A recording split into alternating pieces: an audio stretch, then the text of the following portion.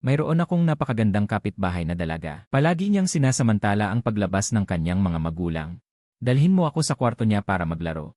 Minsan napunta ako sa bahay nila. Hawak niya ang isang bote ng pink na likido. Namumula pa ang kanyang mukha. Mukhang may kakaiba. Para ilihis ang aking atensyon. Nagluto siya para sa akin ng masarap na pagkain. Busog na ako. Pero hindi ko alam kung bakit. Pagkatapos kumain, gusto kong matulog. Nang magising ako, labis ang panghihina ng aking katawan. Tila nag-ihi pa ako sa higaan. At nawala rin ang aking kapatid. Hindi ko alam kung saan siya nagpunta. Hanggang sa nagnegatibo 18 ako. Muli kong nakita ang kapitbahay na. Noon pa man ay gusto ko na. Pagbalik ko mula sa paaralan. Sumilip ako patungo sa madilim na bahay. Sa kanto, tumingala ako at nakita ang pintuan ng kabilang bahay na bahagyang nakabukas. May liwanag na umaagos mula roon. Biglang bumilis ang tibok ng puso ko. Hindi maganda ang pagkakaayos ng mga paa. Pero nanatiling kalmado ang mukha ko. Dahan-dahang umakyat sa hagdan. Binuksan ang pinto at pumasok ako. Nakalimutan kong kumatok. Nakalimutan kong posibleng may paratang na pagnanakaw.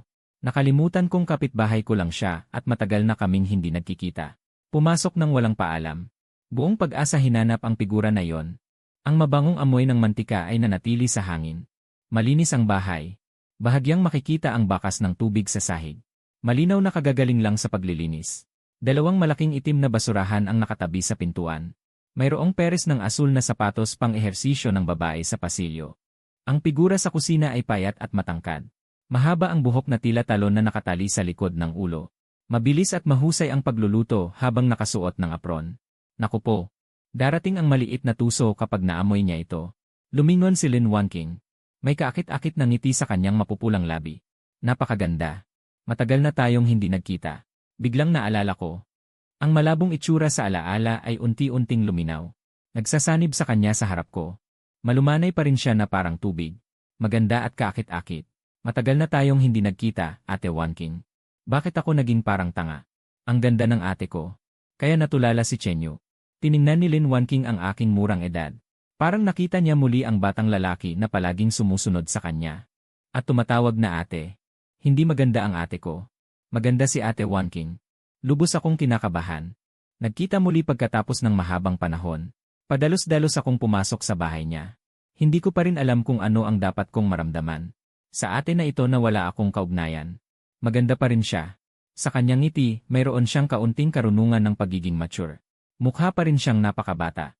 Parang bagong graduate lang ng kolehiyo. Sa pinakamagandang yugto ng kabataan. Naaalala ko na mas matanda siya sa akin ng 5 taon. Hahaha. Hindi na kita asarin. Kumain ka na ba ng hapunan? Gusto mo bang kumain dito sa ate mo? Malapit na itong maluto. Hindi pa ako nakakain. Binigyan ako ng bentilador sa pinagtatrabahuhan ko. Sumagot ako na parang nauutal. Pero marami nang niluto ang ate ko. Sayang kung hindi makakain lahat. Naglagay ako ng upuan at umupo. Inilapag ko ang lunchbox. Mayroon nang nakahain na ilang putahe sa mesa. May karne at gulay. Matagal na akong hindi nakakakain ng ganito kasaganang hapunan. Tikman mo kung bumaba na ang galing ni ate sa pagluluto. Nagbigay si Lin Wanking ng isang mangkok ng kanin at inilagay sa harap ko. Kumuha ako ng chopsticks at tinikman. Ang lasa na halos nakalimutan ko ay muling nabuhay sa aking panlasa. Maalat at masarap. Magaling pa rin si Lin Wanking sa pagluluto. Masarap. Magaling pa rin si Ate Wanking sa pagluluto. Okay lang basta gusto ni Chenyo. Tinanggal ni Lin Wanking ang kanyang apron. Hinila ang upuan at umupo sa tapat ko. Malabo ang ilaw na naglalabas ng anino sa puting dingding. Ang pinong mukha ay pinalamutya ng banayad ng ngiti. Nagpapahintulot na ibaba ang bantay. Kumain siya ng kaunti, kumuha ng ulam. Marahan at elegante ang kilos. Ang mga mata ay palaging nakatingin sa akin. Nakita na gutom talaga ako. Ngunit masyadong nahihiya na hindi makagalaw. Hindi nagsalita si Lin Wanking. Tahimik na naghihintay na maubos ng lalaki ang kanin sa mangkok. Nakatingin sa akin na nakangiti. Tapos ka na bang kumain? Gusto mo pa ng isang mangkok? Ang hindi natapos na tiyan ay tila hindi pa nasasatisfy. Ang tensyon at dangal ay nagtulak sa akin na tumanggi. Hindi na kailangan. Tapos na akong kumain. Pinansin ni Lin Wanking ang pag-aalinlangan at kalungkutan ng binatilyo. Kinuha ang mangkok na nasa harap ko. Kukuha ako ng isa pang mangkok para sayo. Medyo marami ang kanin na naluto. Nakakaaksaya. Nilagyan niya ng kanin ang mangkok at inilagay sa harap ko. Pinanood akong umupo ng tuwid. Nakayuko ang ulo. Mainat ang kilos. Parang batang pumasok sa bahay ng matatanda. Buong paggamit ng kanyang kaalaman sa etiketa at kilos. Pinalambot ni Lin Wanqing ang kanyang tinig upang maging mas banayad at magiliw. Chen Yu. Nagulat akong tumingala. Nakipagtagpo sa kanyang mga matang nakatingin mula sa taas na may ngiti. Ano ang tawag mo sa akin kanina? Hindi ko masyadong naintindihan. Medyo manhid. At Wanqing. Kapatid mo pa rin ako ni Chen Yu. Hindi naman nagbago ang relasyon natin, di ba? Hinaplos ni Lin Wanqing ang ulo ko. Ang manipis at maputing palad ay natakpan ang maikli kong buhok. Parang pinapatibay ang batang mahiyain na kapatid. Lumuhod ako. Naintindihan ko ang ibig niyang sabihin. Masyado akong naging hindi pamilyar. Malaki ang nabago niya. Ngunit siya pa rin ang mabait na ate. At ganito pa rin ang pagtrato niya sa akin ng may kabaitan. Naiintindihan ko na. Naupo si Lin Wanqing. Ang binata sa harap ay nawala na ang kanyang pagkailang. Malaki ang paglunok ng pagkain sa harap niya. Tila gutom na gutom. Matagal na akong hindi nakakakain ng maayos. Nasilaw sa akin ang ilaw. Pinagmasdan ni Lin Wanqing ang humubog na mukha ng bata. Matikas at payat. Mabait at malumanay ang kanyang mga mata at kilay. Ang kanyang balat ay parang tapat na jade. Ang kanyang buto, na malalim na nakaukit sa aking alaala, ay hindi nagbago. Siya pa rin iyon. Nakatapos ako ng pangalawang tasa. Ang tiyan kong gutom mula pagkatapos ng klase hanggang hating gabi ay medyo hindi pa kontento. Ang masarap at nakakaakit na ulam sa mesa ay patuloy na kumikiliti sa aking tiyan. Tumingin ako kay Lin Wanqing. Inabot niya ang aking tasa. Ang kanyang sinabi ay nagbigay pansin sa aking maliit na pagpapahalaga sa sarili. Kumain ka pa ng isang mangkok. Marami pang natira. Nakita kong kinuha niya ang kanyang sariling tasa. Iniabot ko ang aking kamay upang bawiin ito. Kukuha na lang ako. Okay lang. Hindi ba dati ikaw ang palaging nag-serve sa akin? Salamat, Ate Wanqing. Kalahating mangkok lang. Busog na ako halos. Ganun pala. Tiningnan ni Lin Wanqing ang kalahating mangkok ng kanin sa kanyang harapan. Hindi siya halos kumain. Hindi rin siya naglagay ng ulam sa kanyang mangkok. Ang mga butil ng bigas ay mabango at malinis pa rin. Sakto, hindi na makakain ng kapatid. Dahil hindi na makakain pa ng kapatid ko, ibinigay niya ang mangkok na ito sa'yo. Inilapit niya ang mangkok na nasa harapan niya. Pinagmamasdan ko ang kaning inilagay sa harap ko. Malinis na malinis. Hindi tulad ng sa mangkok ko na puno ng mga bakas ng langis. Ngunit ang kilos na ito ay tila hindi napansin ang distansya. Naisip ko ito ng paulit-ulit, at hindi ko ito malinawan sa aking isipan. Hindi ko gaanong inalala ang issue sa kalinisan dito. Ang nakakabagabag sa akin ay ang hiya na parang direktang paghalik. Ang mga batang puso ay sensitibo dito. Sa paggunita sa mga panahong hindi malinaw ang alaala, hindi ko naaalala ang maraming bagay. Ngunit sigurado ako na. Noong mga panahong iyon, malapit kami ni Ate Wanqing. Para siyang itinuturing na parang tunay na kapatid. Napakabuti rin niya sa akin. Sigurado akong noong mga panahong iyon, hindi ako nagkaroon ng labis na damdamin para kay Lin Wanqing. Alam ko lang na ang ate na ito ay maganda at malumanay. Maraming alam. Masarap magluto. At gusto ko siya. Simpleng paghanga. Walang anumang karagdagang kaisipan. Gayunpaman, ngayon ay halos 18 taong gulang na ako. Nawala na ang malaking bahagi ng pagiging bata. Malapit na akong maging ganap na nasa hustong gulang. Nagkaroon na ako ng konsepto ng pagkakaiba ng lalaki at babae. Nagkaroon na ako ng kamalayan sa pag-iwas sa pagiging masyadong malapit. Hindi ako halos kumain. Tiningnan ni Lin Wanqing ang lalaki. Puno ng pagkalito ang kanyang mukha. Hindi siya kumilos. Nalaman niyang ang aking puso ay lumaki na. Naiintindihan ko na ang pagpapanatili ng distansya sa pagitan ng magkasalungat na kasarian. Hindi na ako kasing sundin tulad noong bata pa ako. O baka, nandidiri si Chen Yu sa kanyang kapatid. Nagtatago siya ng sama ng loob. Ngunit nakangiti pa rin siya ng malumanay. Ang mga biro niya ay palapit ng palapit. Hindi sumusunod. Hindi iyon ang ibig kong sabihin. Kinuha ko ang mangkok. Nilunok ang pagkain. Hindi ko na malaman ang pagkakaiba ng lasa ng kanin sa mangkok ngayon. Pero ang psychological effect ay patuloy na nakakaabala sa akin. Patuloy na umuulit. Iyon ay ang kinain ni Kuya Wanqing. Sa huli ay naubos ko pa rin ang kanin sa mangkok. Tinitingnan ang mga natitirang pagkain sa mesa. At ang mga walang laman na mangkok sa harap ko at ni Lin Wanqing, sinabi ko. Busog na ako. Ako na ang maghuhugas ng pinggan. Hindi mo na kailangan. Ngumiti si Lin Wanqing. Patuloy pa rin siyang nakatitig sa akin. Magkwentuhan muna tayo, kapatid. Hindi tayo nagkita sa loob ng maraming taon. Lumaki ka na, Chen Yu. Mas gumanda ka pa, kapatid na Wanqing. Totoo yan. Sa aking alaala, halos kasing laki ko si Lin Wanqing ngayon. Tulad ng pinakamagandang babae sa klase. Maganda, mabait, at elegante. May kagandahan ng isang kabataang dalaga. Ngunit kulang ang pagiging mahinahon at banayad ng isang babaeng nasa hustong gulang ngayon. Naaalala ka ba ni Chenyu, ate? Siyempre naman. Bigla na lang umalis si Wang Qing noon. Nalungkot ako ng matagal. Ganun pala. Paumanhin na. Pinatagilid niya ang kanyang matangkad na leg. Ang manipis at makinis na buhok ay nakalugay sa kanyang balikat. Namatay ang aking ama noon. Tinawagan ako ng pamilya para ayusin ang libing. Parang tinusok ng karayom ang aking puso. Mahinang sabi, paumanhin. Hindi mo na kailangang magpaumanhin. Hindi kasalanan ni Chenyu. Muling hinaplos ni Lin Wanqing ang aking ulo. Gusto niya ang pagiging masunuri ng mga lalaki. O sabihin na natin, dapat talaga ganito. Maayos na ba ang kalagayan ng pamilya ni Wanqing? Maayos na ngayon. Wala nang makakapigil sa akin. Si Chenyu? Bakit hindi ko nakita si Tio? Namayapa na ang aking ama, ilang taon na ang nakalilipas. Nakatungo ang aking ulo. Nakayuko ang aking mga mata. Naging mahina ang aking tinig. Sa totoo lang, matagal na akong nakabangon mula sa aking pagdadalamhati. Nasasanay na akong mamuhay nang wala ang gabay ng mga nakatatanda. Ngunit nang makita ko si Lin Wanqing, lahat ng nakaraan, tila muling nabuhay, maliit man o malaki. Kasama ang maputlang mukha ni Papa. Paumanhin po. Naalala ni ate ang mga masasakit na bagay. Ayos lang. Ayos na ako ngayon. Hindi ba't sinabi ni Wanqing J na hindi na kailangang humingi ng paumanhin kanina? Tama nga naman. Muling sumilay sa mga labi ni Wanqing J ang isang malumanay na ngiti na parang pagmamahal ng nakatatanda. Si Chenyu ay nasa 3 taon na ng high school. Makakagraduate na siya sa susunod na taon. Mayroon ka bang nagugustuhang babae sa paaralan? Si Chenyu ay napakagwapo. Siguradong maraming magagandang babae ang nakapaligid sa kanya. Wala. Mayroon ka bang kahit 2 o 3 kaibigan na masasabi mong malapit sa'yo? Wala ka bang babaeng gusto? Nakatagilid ang mukha ni Lin Wanqing. Ang maliliit na pilik mata ay bahagyang kumikindat pababa. Ang mga mata ay puno ng ngiti. May talim ang mga biro na sinasabi.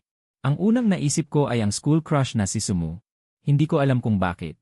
Biglang lumitaw sa isipan ko ang nakakabighaning mukhang iyon. Siguro talaga na love ako kay Sumu. Pinipilit ko lang itong itanggi. Hindi ako makapag-amin. Hindi rin ako makalapit ng kusa. Hindi ba? Talaga ba? Bakit hindi sigurado? May naisip bang babae si Chenyu? Hindi. Hindi ko naisip. Patuloy akong nagpipigil.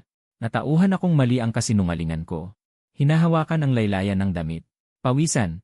Sige na. Naniniwala ang ate kay Chenyu. Sa susunod na taon ay kolehiyo na. Dapat ilagay ang isip sa pag-aaral. Inalis ni Lin Wanqing ang plato at tumayo. Nakita niyang gusto kong tumulong. Nagkaway siya ng kamay para maupo ako. Sapat na para kay ate na gawin ito mag-isa. Nakakapagod talaga si Chenyu na nag-aaral at nagtatrabaho pa. Umuwi na siya ng maaga para magpahinga. Hindi na ako nagpilit. Medyo nahihiyang binitbit ang plastic bag. Uwi na po ako. Kung kailangan mo ng tulong, Lin Wanqing, pwede mo akong tawagin sa katabing bahay. Gagawin ko. Nang ilagay niya ang plato sa tubig, narinig niya ang tunog ng pagbukas-sara ng pinto sa likuran niya. Nawala agad ang ngiti sa kanyang mukha. Naramdaman ang malamig na tila tumatagos sa buto. 9:53 ng gabi. Nakaupo ako sa gilid ng kama. Humahampas ang malamig na hangin ng gabi sa bintana. Nakikita ko ang malalayong ilaw sa aking mga mata. Malamig ang silid dahil sira ang aircon. Talagang hindi inaasahan ang muli naming pagkikita ni Lin Wanqing. Parang itinadhana ng kapalaran ang pagkakataong ito. Bago ako magbinata at magtapos. Papalayo na. Biglang nagkataon sa pag-alis niya noon. Nagsisisi ako na bigla na lang umalis si Lin Wanqing nang hindi nagpapaalam. Hindi na ako nakapagpasalamat sa kabutihan niya. Buti na lang at nandito na siya ngayon. May pagkakataon na maayos ang pagsisisi. Tok. May marahang katok na narinig sa aking tainga. Lumabas ako ng silid at binuksan ang pinto. Nakatingin sa labas ng pinto si Lin Wanqing habang hawak ang damit at nakangiti sa akin. Mainit na parang simoy ng tagsibol. Naubusan ng tubig ang bahay ni ate. Hindi na rin ako makakatulog sa mga kumot. Pwede bang humiram ng bahay ni Chenyu para maligo at matulog ng isang gabi? Walang problema. Ate Wanqing, matulog ka sa silid ko. Lumingon ako. Binigyan ko si Lin Wanqing ng puwang para makapasok. Salamat Chenyu. Sige na nga, mangungulit ako. Okay lang. Hindi naman mangungulit. Nandoon ang banyo. Tinuro ko ang salaming pinto sa tabi ng dingding. Nakita kong hawak ni Lin Wanqing ang damit. Walang ibang bagay. Kukuhanan kita ng bagong tuwalya. Salamat. Pumasok si Lin Wanqing sa banyo. Nakatingin sa maliit na espasyo. Madilim ang ilaw. Parang nagkakadikit at nagsisiksikan ang lahat ng bagay. Patuloy na umiikot ang malamig na hangin sa loob. Lumingon siya. Sabi niya sa akin na nakatayo sa labas ng pinto, hawak ang bagong asul na tuwalya. Chenyu, saan ka matutulog? Sa kwarto ni tatay ako matutulog. Medyo magulo. Kailangan kong ayusin mamaya. Nanking Jay, matulog ka na muna kapag tapos ka ng maligo. May problema ang washing machine. Ibaba mo muna ang mga damit. Ang layo na ng gabi. Pwede namang hugasan bukas. Inabot ko sa kanya ang tuwalya. Isinara ang hindi malinaw na salamin na pinto. Tawagin mo na lang ako kung may kailangan ka. Nasa labas ko nilagay ang tsinelas. Pasensya na Chenyu. Walang anuman. Nanking Jay. Mahina ang soundproofing ng lumang bahay. Naririnig ko ang mahinang patak ng tubig kahit nasa loob ako ng kwarto. Kahit hindi ako nagkakaroon ng maruming kaisipan. Ang tanawing ito ay talagang hindi ka panipaniwala sa akin. Patuloy na ipinapaalala ang tunog ng tubig. Isang babaeng mas matanda sa akin ng 5 taon. Naliligo sa banyo. Mas tumatak sa isipan ko ito kaysa noong mga nakaraang beses. Nang mag-review ako sa bahay ni Sumu, nakayo si Lin Wanking sa tabi ng pinto. Isang pink na rabbit na pantulog ang suot niya. Sa kanyang payat ngunit hubog at matangkad na katawan. Tamang-tama. Ang kanyang melon-shaped na mukha na parang ate ay namumula. Nakakatuwa at mukhang maliit. Gamit ang asul na tuwalya, nakabalot ang kanyang buhok. Ilang hibla ng buhok na hindi napigilan ay nakalawit sa magkabilang gilid. Tumutulo. Malaking bahagi ng kanyang payat na collarbone ang nakalabas sa leg ng pantulog. Malamig at malambot ang balat. Mayroon ba kayong hairdryer sa bahay? Nasira. Palagi akong naghihintay na natural na matuyo. Medyo nahihiya ako. Pinagmamasdan ang mahaba at malailog na buhok ni Lin Wanking. Matagal pa siguro bago matuyo. Gusto mong gamitin ang tuwalya ko para punasan. Tuyo pa naman ang tuwalya ko. Yung nasa rack na kulay berde. Okay lang ba ito? Ayos lang. Hindi ako nagmamalasakit. Tahimik kong sinabi. Sa bahay, maliban sa tapis. Talagang wala ng pangatlong tuwalya. Salamat, Chenyu. Nagpasalamat si Lin Wanking habang nakangiti. Umalis sa kwarto. Naghintay ako ng ilang minuto. Bumaba ng kama, hinubad ang medyas. Nagpunta sa banyo para maghilamos at maghugas ng paa. Hindi pa rin nawawala ang init mula sa bathtub sa loob. Nakadikit sa hangin ang manipis na halimuyak ng rosas. Lumapit ako sa lababo. Nakita ko ang itim na nakalagay sa plastic basin sa tabi. Maliit na damit at pambabae na panty. Nasa ibaba ang ibang damit. Namumula ang aking mukha. Lumingon at hindi na tumingin muli. Binasa ko ulit ang tuwalya sa aking kamay. Ang basang tela sa malamig na tubig ay nagpapahid sa aking mukha. Bumalik sa kwarto matapos makalma. Nakatayo si Lin Wanking sa tabi ng kama, hawak ang aking cellphone. Palaging tumutunog ang cellphone mo kanina. Kaya sinagot ko na para sayo. Isang babae ang tumawag. Lumingon si Lin Wanking at ibinigay ang cellphone. Sabi niya sa akin. Ang ganda ng boses niya.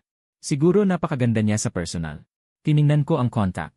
Si Sumu pala. Mabait din siya. Anong relasyon nila ni Chenyu? Sumikip ang mga mata ni Lin Wanking.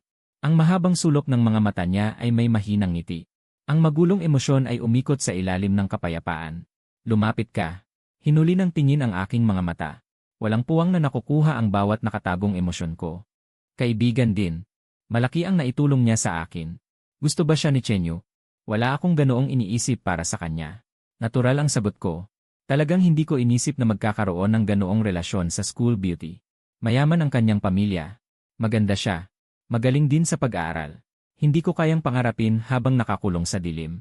Bilang kaibigan, nakamit na rin. Ang pinakamalalim na relasyon. Tama ka nga. Malapit na malapit si Ate Wanking. Bahagya pa siyang mas matangkad sa akin. Pagyuko ko, tanaw ko ang hugis niya sa maluwag niyang pajama. Bigla niya akong niyakap. Niyakap niya ang leg ko. Napatapat ang pisngi niya sa aking leg. Ang pamilyar at kaakit-akit na bango ng rosas. Bumabalot sa aking ilong. Chenyu. Masaya si ate ngayon. Nalilito ako. Dumadampi sa katawan ko. Malamig at mainit na yakap. Para pa rin niya akong kinikilalang batang lalaki na walang muwang sa mundo. Ang paghawak niya ay tila walang kontrol sa distansya. Siguro dahil sa tuwa ng muling pagkikita. Naintindihan ko naman kahit paano. Pero kailangan ko pa rin siyang paalalahanan. At Wanking. 17 na ako. Maingat kong sinubukang kumalas sa yakap ni Lin Wanking. Napansin kong mahigpit ang kapit niya. Nakulong ako sa kanya. Pasensya na. Masanay pa rin si ate sa dating ikaw. Noong panahong iyon, gustong-gusto mo na yakapin kita. Huwag kang ganyan sa harap ng hindi natin kakilala. Ika'y babae. Hindi ito maganda para sa'yo. Sige na, sige na. Naintindihan na ni ate. Hayaan mo munang mayakap ako ng mas matagal. Mahinahon at mabait ang boses ni Lin Wanking. Sa dilim na hindi ko nakikita, nagmumula ang lamig at katigasan sa mga mata. Walang pagtatakip. Nagpatuloy ang yakap ng higit 1 minuto. Bitawan mo na ako, Lin Wanking. Umalis siya sa silid. Nakapagpahinga akong mabuti sa gabing iyon. Ang presensya ng ibang tao. Tila nagtanggal ng pagkalungkot sa walang lamang silid. Natapos ang kalungkutan ng maraming gabi ngayong gabi. Mahimbing akong nakatulog. Napanaginipan ko ang mga panahong sagana ang mga puno ng tutong sa labas ng bintana. Ang nakakasilaw na sikat ng araw ay dumaloy sa malinis at pinong mukha. Naglaro kami ng mga laro ng aking ate na nakasuot ng puting bestidang koton. Tinuruan akong gumawa ng mga takdang aralin. Manatili ka sa bahay para kumain. Ang batang lalaki ay inosente at walang muwang. Hindi ko alam ang pinagkaiba ng lalaki at babae. Lagi akong sumusunod kay Ate Wanking. Ang paghanga ko sa kanya ay simple at dalisay. Sa tingin ko, mas maganda siya kaysa sa mga babae sa paaralan. Sa tingin ko alam niya ang lahat. Kaya niyang gawin ang lahat. Minsan, nag-away kami ng tatay ko. Sumisigaw ako sa lalaking nasa edad 30 hanggang 40 na nagpapagal para sa pamilya. Nagsungit talaga. Pagkatapos magwala, lumabas ng pintuan. Pumasok sa bahay ni Lin Wanking. Nakatingin ang ama kay Lin Wanking na niyakap ko ang bewang. Nakasulat sa mukha ang kawalan ng magagawa. Sabi niya, pasensya na sa abala. Hinihiling na tulungan niya akong gabayan ang batang walang alam. Ngumiti si Lin Wanking at sumang-ayon. Sa gabi, hinayaan niya akong matulog kasama niya. Niyakap ang batang ako. Mahinang sinabi na kailangan kong sumunod. Ang sabi ni ate, at pati ang sabi ni tatay ay dapat sundin. Ang yakap na yon ay napakainit. May dalang banayad at malinis na samyo. Hindi ko napigilan ang sarili kong sumang-ayon. Sumang-ayon ako ng maayos. Yumakap sa kanya. Nakakatulog ng mahimbing at mapayapa. Kinabukasan, pinigilan ko ang aking matigas na ugali at humingi ng tawad sa aking ama. Yumuko upang humingi ng paumanhin. Ngayong inaalala ko, pasasalamatan ko si Lin Wanking. Kung wala siya, baka habang buhay akong makakaramdam ng pagsisisi sa aking ama. Lumalim na ang gabi. May marahang katok sa tahimik na kwarto. Hindi ko narinig habang mahimbing ang tulog. Hindi rin ako sumagot. Tinawag ng tao sa labas ang pangalan ko. Dahan-dahang bumukas ang pinto ng silid. Dahan-dahang pumasok ang isang manipis at magandang silweta. Tumayo sa tabi ng kama at nakita akong nakahiga ng patagilid. Mahina ang paghinga. Mahimbing ang tulog. Yumuko. At saka siya nagsimula. Sa di kalinawan, may narinig pa akong pamilyar na boses ng babae na nasasabi. Isang sinag ng maliwanag na sikat ng araw sa umaga ang bumuhos. Dahan-dahan kong iminulat ang aking mga mata. Hinimas ko ang aking mga bagong gising na mata habang tinitingnan ang kwarto. Pagkatapos ng pagkalito, naalala ko ang nangyari kagabi. Binuksan ko ang pinto. Nakabukas ang mga kortina sa sala. Ang liwanag ng araw na pumasok ay tumama sa malinis na mukha ni Lin Wanking. Sumipsip siya ng puting lugaw. Tumingin siya sa akin at mumiti. Bumaba lang ako para bumili ng almusal. Kumain ka habang mainit pa. Hindi pa ako nasasanay sa pakiramdam na may ibang tao sa bahay pagkatapos gumising sa umaga. Nakatulala akong lumakad at umupo. Natigilan akong lumapit at umupo. Ang Lin Kongji sa mesa ay nagbubuga pa ng usok. Sumipsip ako. Ang maalat at mabangong lasa ay kumalat sa aking panlasa. Gusto ko sanang gawin ko mismo. Nakakalungkot na wala akong masyadong sangkap sa bahay. Bukas, ipapatikim ko kay Chenyu ang aking luto. Hindi na kailangang maging komplikado pa. Okay lang ako kahit anong kainin ko. Hindi pwede. Sinunpongan ni Lin Wanking ang kanyang mukha. Diretso ang tingin niya sa akin. Mayroon palang sisi sa sinabi mo. Hindi naman kumakain ng maayos si Chenyu nitong mga nakaraang taon, di ba? Ang dami mong pumayat. Paminsan-minsan naman ay kumakain ako ng maayos. Umiiwas ako sa tingin niya. Talagang naguguluhan. Sa aking alaala, bihira akong kumain ng 3 kumpletong pagkain. Karamihan ay basta na lang pinadaan. Tapos, dahil nakabalik na ang ate mo, kailangan mong alagaan ang pagkain ni Chenyu. Hindi ba't madalas ka ring pumupunta sa bahay ng ate mo para kumain noon? Sige na nga. Pasensya na, Ate Wanking. Hindi problema. Nauubos na ang lugaw sa mangkok. Inihilig ni Lin Wanking ang kutsara. Tinitignan niya akong ubusin ang lugaw. Kumain ng 2 siopao. Pagkatapos ay kinuha ang mangkok. Naligo ka na muna. Ako na ang maghuhugas, ate. Mamaya ihahatid na kita sa paaralan. Salamat, Ate Wanking. Bumaba na ako sa mesa. Pumasok sa banyo upang maghilamos. Bumagsak ang malamig na tubig sa aking mukha. Nagising akong mabuti. Naalala ko na madalas na tumutulong si Lin Wanking sa pagluluto noong nakaraan. At nakakapangaral din sa akin. Napakabuti niya sa akin. Tinuring akong tunay na nakababatang kapatid. Matagal nang hindi nagkita. Hindi ko akalain na alaga pa rin niya ako. Napakabuti pa rin niya sa akin. Pamilyar pa rin ang tanawin sa kalye. Sa harap ng hindi masyadong maluwag na gate ng paaralan. Dahan-dahang pumasok ang mga estudyante ng tig-isa o tig-dalawa. Nagbabantay ang lolo na nakauniporme ng pulis sa guardhouse. Pero ang nakita ko ngayon, at ako ay sa pamamagitan ng transparent na bintana ng sasakyan. Naging isa rin ako sa mga nag-aaral sakay ng pribadong sasakyan. Nakaupo sa shotgun seat. Kapansin-pansin at kapansin-pansin. Hindi ko alam ang background ni Lin Wanking. At bihirang marinig ang tungkol sa kanyang pamilya. Ngunit malinaw na mayroon siyang magandang pinagmulang pamilya. Ang maringal at magalang na ugali. Malinaw na nagmula sa mayamang pamilya. Umalis na ako. Paalam na, Ate Wanking. Hanggang mamaya. Binuksan ko ang pinto at bumaba. Hindi pinansin ang ilang malabong tingin. Pagkatapos ay nagmadali patungong silid-aralan. Mas maaga akong dumating kaysa kay Sumu. Nakausap na ang babae sa harap ko. Mahinahon pa rin. Nakakagaan ng pakiramdam. Ang kagandahan pa rin ay nakakayanan ang kalupitan ng taglagas at taglamig.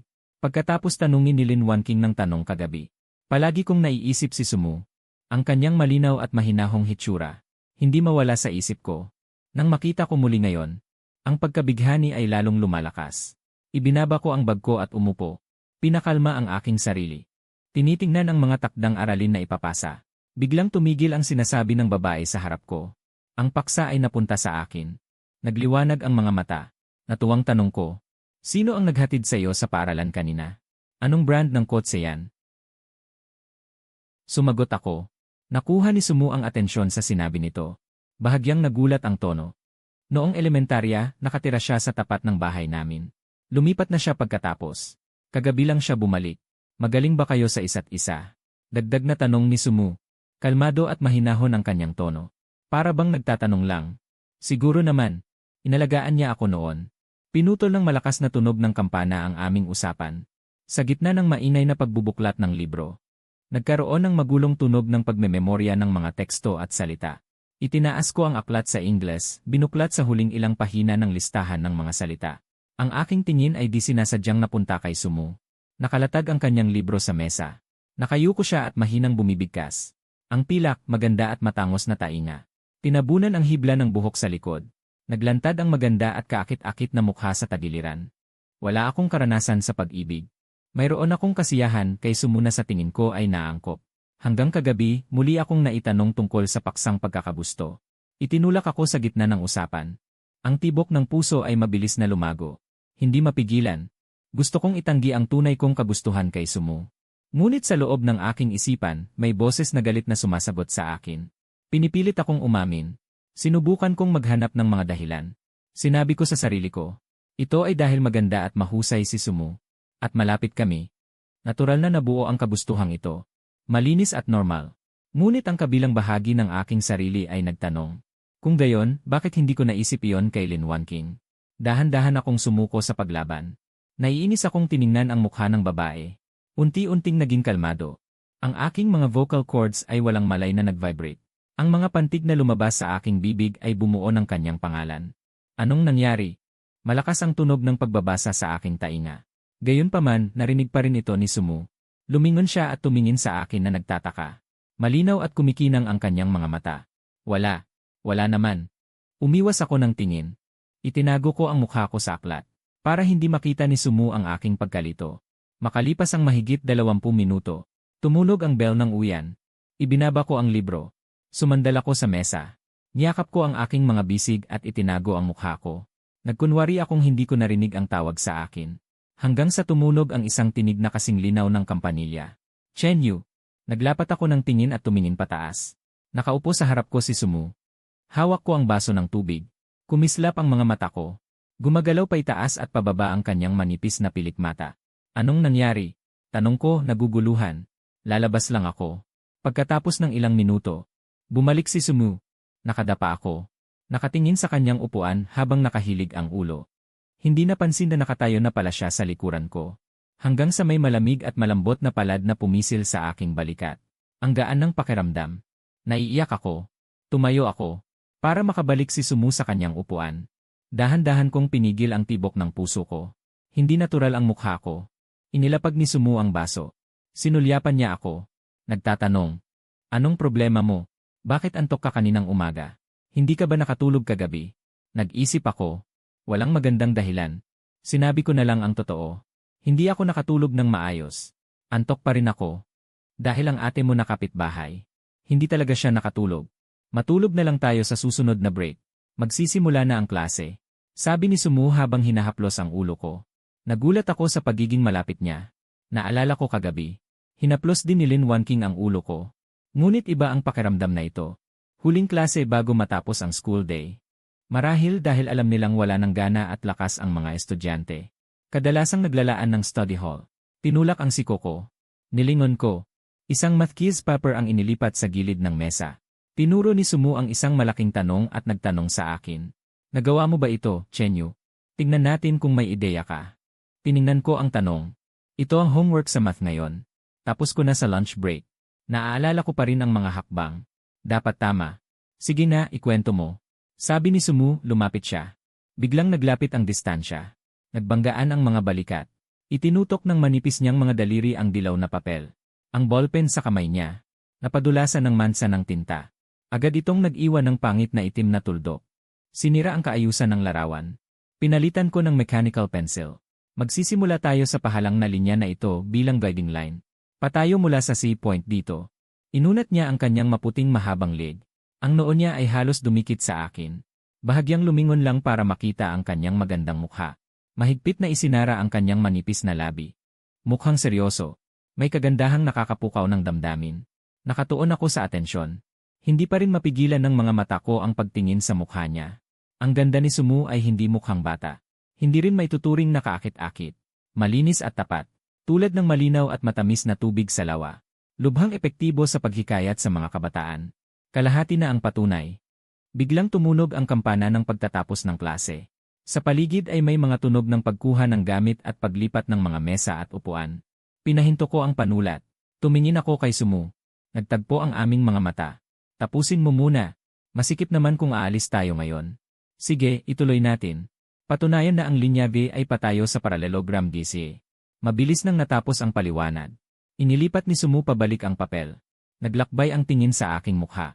Nakita ang malinaw na hindi naturalidad. Isang matapang na ideya ang nabuo sa aking puso. Nag-aabalang bawiin ang aking kamay. Bigla itong hinawakan ni Sumu. Ang kanyang maputi at malambot na palad ay may bahid ng lamig. Manipis at malambot. Bigla akong naguluhan.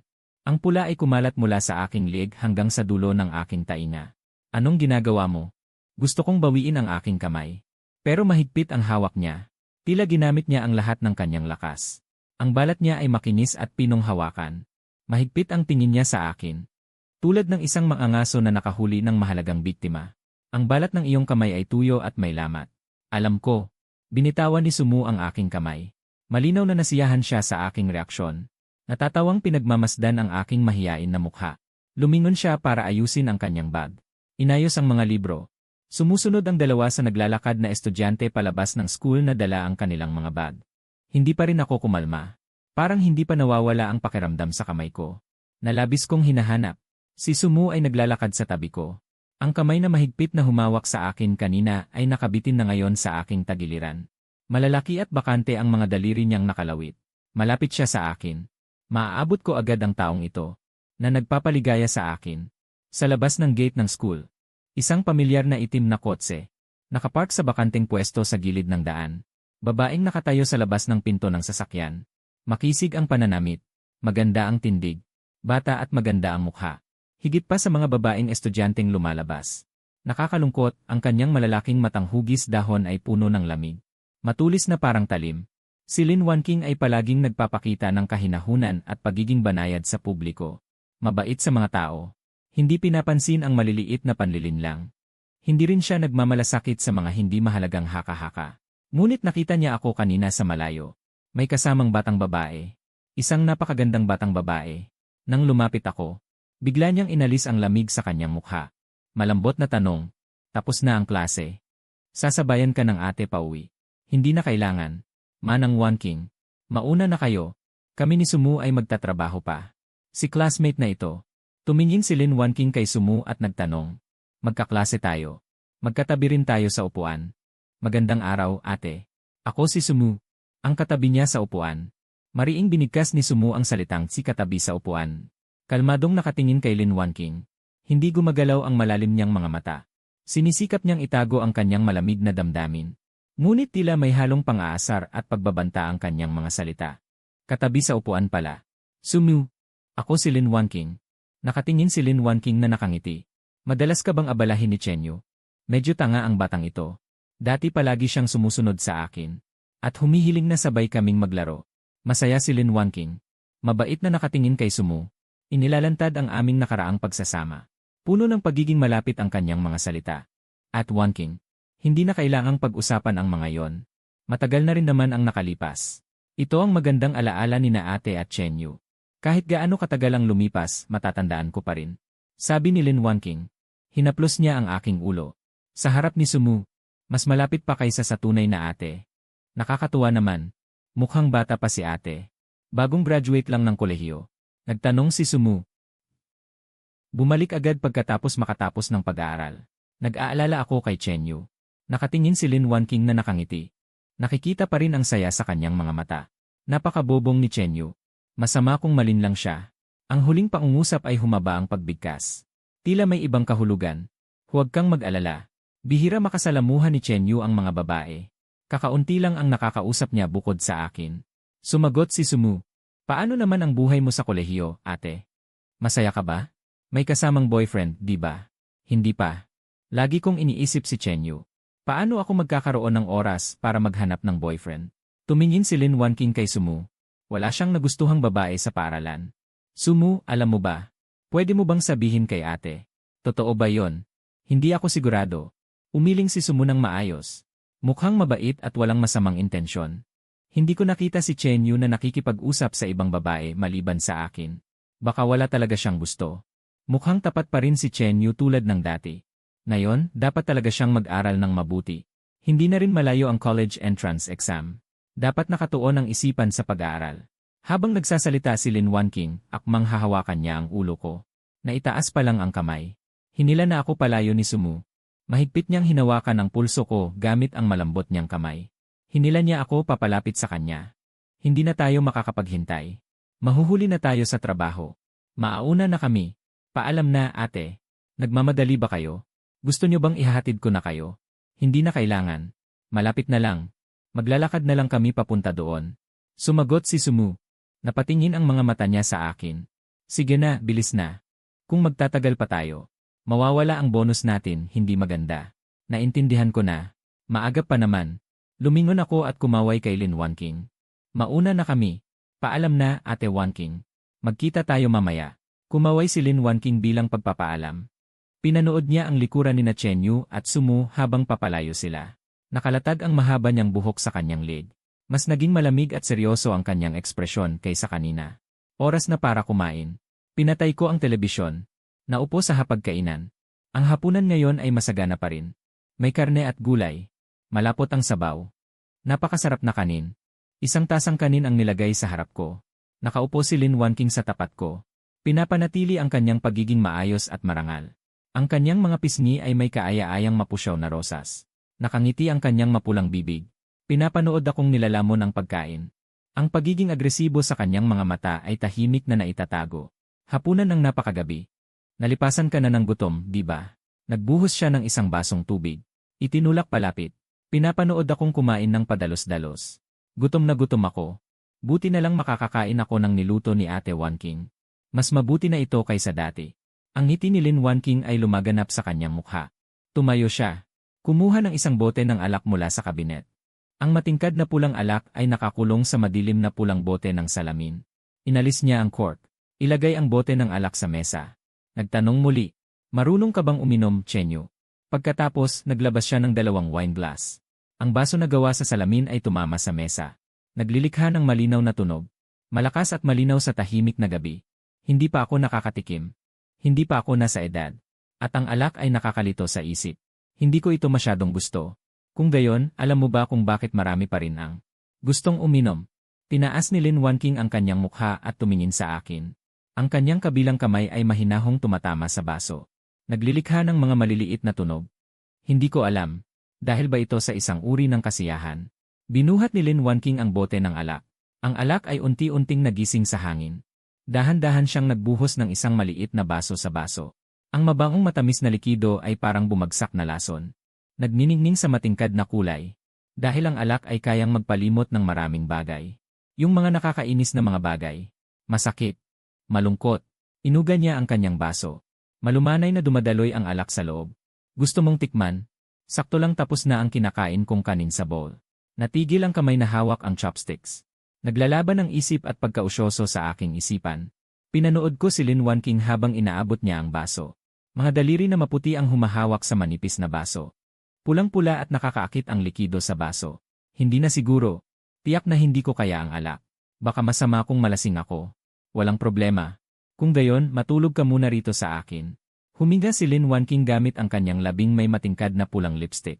Ang kanyang mga mata ay may mapanuksong tingin. Ang maliwanag na ilaw ay nagliliwanag sa kanyang napakagandang mukha. Mapang-akit tulad ng rosas na namumulaklak sa hating gabi. Nakakahiya naman sa'yo.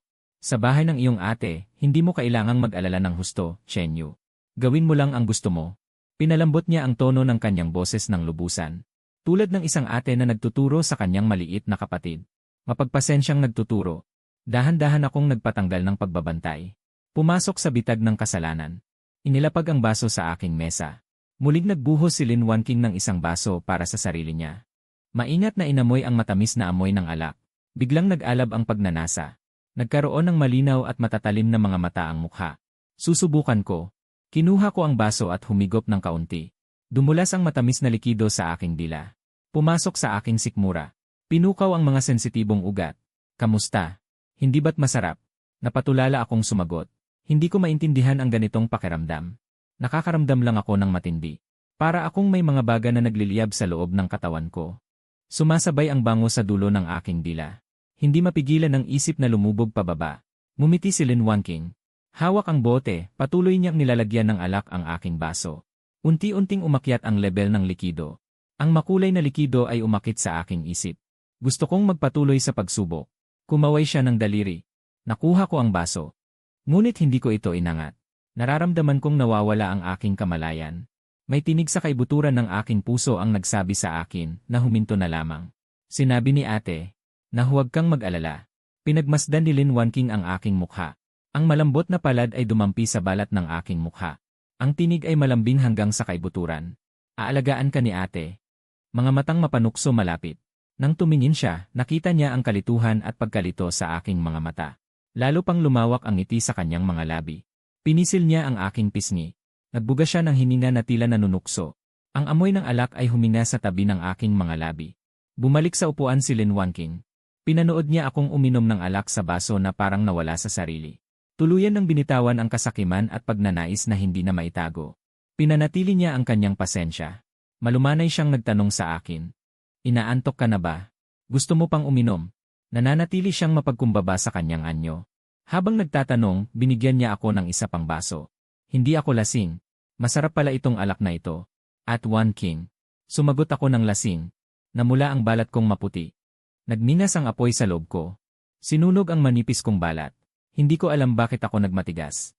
Pinulot ko ang baso sa harap ko. Sinira ng alak ang natitirang pagkamulat ko. Tumagilid ang baso sa mesa. Narinig ang malutong na tunog. Tumulo ang natitirang alak. Kumalat sa ibabaw ng mesa. Nagpinta ng malaking pulang marka. Tinawag ako ni Lin Wanking ng 2 beses. Ang sagot lang ay mahinang paghinga. Sumandal ako sa mesa. Namumula ang mukha ko. Nawalan na ako ng malay. Binuhat niya ang baso at pumunta sa likuran ko. Naglabas siya ng ilang tissue. Pinunasan niya ang alak na tumulo sa bibig ko. Ang mukha kong malinis at balisa. At ang mukha niyang parang bata. Napangiti siya ng masaya. Talaga naman. Bakit ka pa umiinom kung mahina ang iyong tolerance sa alak? Hindi maganda kung malalasing ako sa harap ng ibang babae. Ang manipis niyang palad ay pumasok sa ilalim ng kilikili ko. Inalalayan akong tumayo. Sunod-sunod na hakbang patungo sa silid. Hiniga ako ni Lin Wancheng sa kama. Yumuko siya para pagmasdan ang bagong hulihang biktima. Sa loob ng maraming taon, ang mga kilay at mata na dahilan para balikan niya ako sa panaginip. Mayroon pa ring mga pamilyar na detalye. Patuloy pa rin siyang humahanga. Gusto niya akong lubusang angkinin. Ang kanyang pagnanais na lubusang makuha ang biktima. Dahan-dahang bumaba ang tingin niya. Lumagpas sa manipis na balagat sa aking makitid na leg. Tinanggal niya ang aking jacket. Pumasok ang kanyang palad sa ilalim ng damit. Nasiyahan siya sa mainit na pakiramdam. Ilang sandali pa ay inalis niya ang kamay. Binalot niya ako ng kumot. Lumingon siya at lumabas ng silid. Para ayusin ang kalat sa mesa. Hindi dapat magmadali sa pagtikim ng pinakamahalagang delikasi. Kailangang paghandaan ng husto. Sa ngayon ay akin siya. Walang makakakuha sa akin. Nagsasaayos si Lin Wanking ng mesa. Kumuha siya ng maluwag na nightgown. Nagbanyo siya. Nang bumalik ako, mahimbing na akong natutulog. Inikit niya ang sarili niya sa akin. At niyakap ako. Ang pakiramdam ng pagkakakulong ng kanyang katawan. Lubos na nagpapasaya sa kanyang kagustuhan. Para siyang nakahanap ng kayamanan. Lalo na sa kanyang puso. Dapat ay akin siya talaga. Ang pagkawala ng pagkakataon noong huli. Halos 10 taon siyang naghirap. Nang magkita muli. Nasa tabi na pala ng binata ang ibang babae. At ang kagandahan nito ay hindi rin nahuhuli sa kanya. Hindi kailanman nagsisi si Lin Wanking. Nagalit siya sa sarili dahil sa pagpapakawala ng magandang pagkakataon. Ang pinakamahalagang kayamanan ay ipinamigay na lang. Ang pagnanais ang nagtulak sa kanya na sumumpa ng mabangis at mabaliw. Kailangang mabawi ang pagmamay-ari ko. Bahagya siyang yumuko. Hinahalikan ang noo at pisngi ko. Sa huli ay dumapo sa mga labi. Ang matamis na lasa na may amoy alak ay lalong nagpabighani sa kanya. Gusto niyang lagyan ako ng sarili niyang pabango. Isinusumpa ko ang pagmamay-ari ko. Ikaw ay akin. Magpakailanman. Dito, ang mainit na sinag ay dahan-dahang umakyat sa sill ng bintana. Lampas sa manipis na hamog sa bintana. Mahinang hinaplos ang aking mukha. Nang magising si Lin Wanking, nakatulog pa rin ako sa kanyang yakap. Nakakrus ang katawan. Mukhang masunurin at maliit. Walang pagtatanggol na ipinapakita ang pinakamahinang bahagi. Masaya siya sa aking kapalaran. At bahagyang sinisisi ang kanyang panlilinlang at kasamaan. Ngunit mas umaasa na mananatili ang oras. Makayakap sa pinakamamahal na tao magpakailanman sa sandaling ito. Kahit papaano ngayon ay lubos akong kanya. Hindi pa huli. Hindi pa kailangang sa pilitang kunin. May pagkakataon pa rin na dahan-dahan itong gawin. Isip niya. Ang kusang pagbagsak ng binata ang gusto niya. Bumaba ng kama si Lin Wanking. Tinapan ako ng kumot. Nagbihis ng angkop na damit. Pumasok sa kusina at naghanda ng almusal. Nagpakulo siya ng isang palayok ng brown rice porridge. Nagdagdag siya ng 2 pinggan ng mga pampagana para sa porridge. Giniling na patatas at giniling na ube. Kumuha rin siya ng bagong biniling mga diced carrot at inilagay sa isang pinggan. Isang ordinaryo ngunit mainit na almusal sa hapagkainan. Tulad ng payapa at tahimik na mga taon sa harap natin. Hindi pa ako gising. Malinaw na nilasing ako kagabi. Lumapit si Lin Wanking sa kama. Yumuko siya malapit sa mukha ko. Inalis niya ang mga hibla ng buhok na nakalugay sa aking pisngi at inilagay sa likod ng aking tainga.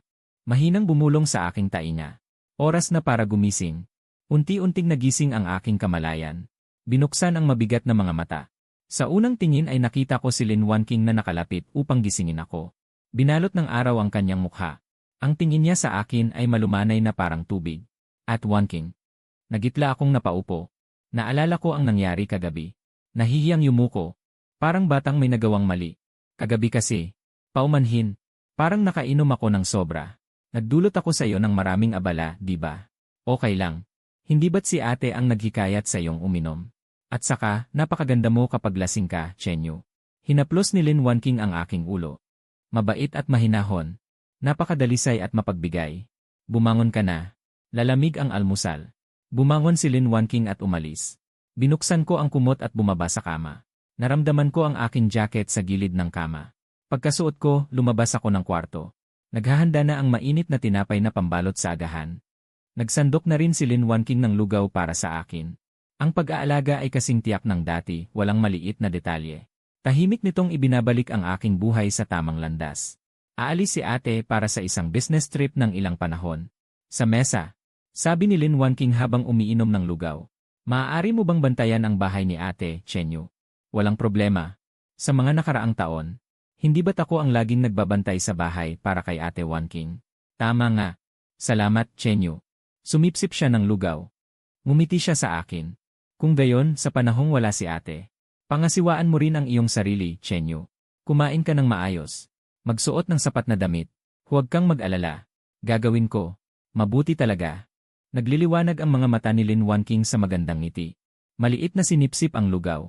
Nang matapos na rin akong kumain at maligo, hinatid niya ako sa paaralan gamit ang kanyang sasakyan. Huli na ang oras ngayon. Sa pagdating ko sa klase, marami na ang nandyan. Umupo ako sa aking upuan. Ipasa muna ang mga takdang aralin. Tapos inilapag ang bag. Kinuha ang textbook ng Filipino para sa morning reading. Natural na napatingin ang aking mga mata kay Sumu. Mayroon pa rin siyang bahid ng pagod mula sa sakit. Ngunit mas maganda na ang kanyang kulay kumpara kahapon. Ang kanyang magandang mukha ay namumula. Parang ang pinakamagandang plum blossom sa kasagsagan ng taglamig. Bakit ka naman ngayon huli na? Tinataas ni Sumu ang kanyang libro at nagsimulang magsalita sa akin. Nag-isip ako sandali. Hindi ko balak itago. Sinabi ko ng tapat. Nalasing ako kahapon. Sabi ko ng walang emosyon. Hindi ko masyado inisip. Piniling sabihin kay Sumu. Ang lahat ay dahil sa katapatan sa isang mabuting kaibigan. Ibinaba ni Sumu ang hawak niyang libro. Tumingin siya sa akin habang nakalingon. Tila labis siyang nag-aalala. Chenyu, uminom ka pa ba ulit? Hindi ko nakita na uminom ka dati. Sinubukan ko kahapon. Talagang nakakagulat ang aking mababang tolerance sa alak. Nalasing ako sa 3 baso. Siguradong nagdulot ako ng maraming abala kay Ate Wanking. Nalasing. Bumulong si Sumu. Ang kombinasyon ng mga salitang ito ay nagdulot sa kanya ng hindi kasiyahan. Ngunit wala siyang mapaglalabasan. Malinaw niyang nararamdaman. Ang kanyang puso ay kumukulo sa kanyang dibdib. Gusto niyang akuhin ako agad. Upang suriin kung may bakas ng babaeng iyon sa akin. Anong nangyari? Tumingin ako kay Sumu na tila nawawala sa sarili. Iniangat ko ang aking kamay at ikinaway sa harap niya. Wala lang. Lumingon si Sumu. Ibinalik niya ang kanyang ulo upang takpan ng kanyang itim na buhok ang kanyang mga mata. Tinatakpan ang galit at hindi pagtanggap na malapit ng umapaw. Ang mga buko ng kanyang daliri ay namuti sa kanyang palad. Nakikita niya ang kasakiman ni Lin Wanking. Iyon ay ang pagkaangkin na kapareho niya. Hindi niya inaasahan na ang kabilang partido ay ganoon kadesidido. Ganoon kaagad. Nais niyang ilugmok ako sa isang patibong ng lantaran. Bakit magugustuhan ni Chenyu siya? Paano magagawa iyon ni Lin Wanking? Nagtatagisan siya ng lakas sa kanyang isipan. Palihim niyang pinagmamasdan ang payat kong mukha. Sa liwanag ay may pagka-inosente na mahirap itago. Iyon ang pinakatatagong yaman na gusto niyang hawakan ng mahigpit. Alam niyang hindi ako kusang magtatapat sa kanya. Kahit na mayroon akong tunay at bagong pag-ibig. Ang kawalan ng kumpiyansa at realidad ay magpapatigil sa akin. Dapat sana ay naghintay pa si Sumu. Sa huli walang makakakuha sa akin. Pero iba na ngayon. Lalong nawawala ng kontrol ang sitwasyon. Hindi na siya maaaring manatiling walang ginagawa. Malamig pa rin ang bahay tuwing weekend. Narinig ang mahinang usapan ng kapitbahay sa labas ng bintana. Ilang matatanda na. Madalas silang nakaupo sa ilalim ng malaking puno ng ubas. Nag-uusap tungkol sa buhay. Nalala ko ang babaeng iyon, mabait naman siya. Magalang. May angking ganda. Mukhang gusto niya si Chenyu. Magiging maganda sana kung sila ang magkatuluyan. Nagmuni-muni ang isang matanda habang naninigarilyo. Ikaw, matandang lalaki. Huwag kang magsalita ng walang kabuluhan. Bata pa si Chenyu para mag-aral. Ilang taon pa bago maging katanggap-tanggap. Sumagot ang isa pang matanda. Ano ang alam nyo? Kitang-kita na galing sa mayaman ang babaeng iyon. Hindi ko alam kung ano ang iniisip niya sa paglipat sa ating gusgusing subdivision. Sa tingin ko, hindi tugma si Chenyu sa kanya. Hay, hindi mo maintindihan ang mga kabataan ngayon. Anong klaseng panahon na ba ito? Ilang matatandang nakabalot sa makakapal na jacket. Nakikipag-usap ng ganito nang hindi nagpaparaya. Tahimik na dumaan si Sumu sa kanilang tabi. Bahagya niya silang tiningnan. Narinig niya ang kanilang mga sinabi. Ang kanyang mga matang kasing itim ng tinta ay nanatiling mahinahon at malalim. Walang bakas ng pagkabagabag. Pumasok siya sa hagdanan. Umakyat sa madilim na hagdan. Kumatok siya sa pinto. Nagulat ako nang buksan ko ang pinto. Pagkatapos ay magalang akong tumabi para payagan siyang pumasok. Bakit ka na parito? Nababagot akong mag-isa lang gumawa ng homework. Hinihinto na kita. May ilang mga tanong din akong gustong talakayin sa'yo.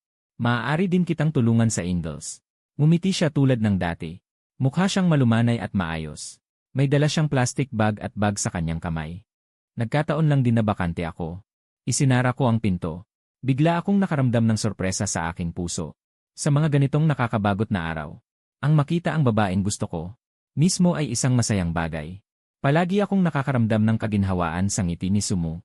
Kailangan bang magpalit ng sapatos? Hindi na. Tumapak ka na lang dito. Habang sinasabi iyon ni Sumu, pumasok siya sa sala. May maliit na mesa sa tabi ng bintana na hindi niya nakita noong huli siyang napunta. Nakalatag ang mga libro sa itaas. Sa labas ng bintana ay mga kalye at eskinita na nagyelo sa lamig. Naglipat ako ng upuan sa tabi ng mesa. Inayos ko ang mesa na puno ng libro. Binigyan ko si Sumu ng kalahating espasyo. May ginagawa akong mga tanong kanina. Balak kong unahin ang pagtapos ng aking takdang aralin. Hindi ko pa rin nagagawa. Ibinabalang ni Sumu ang kanyang bag.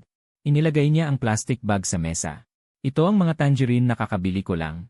Kinuha ko at nabalatan ng isa, pagkatapos ay nilagay ko sa bibig ko. Sumabog ang matamis na katas mula sa laman ng prutas. Lumagpas sa aking panlasa. Masarap. Masaya ako kung nagustuhan mo. Ngumiti sa akin si Sumu. Ang ngiting kasing ganda ng bulaklak. Hindi bababa sa tamis ng mga prutas na aking kinain kanina.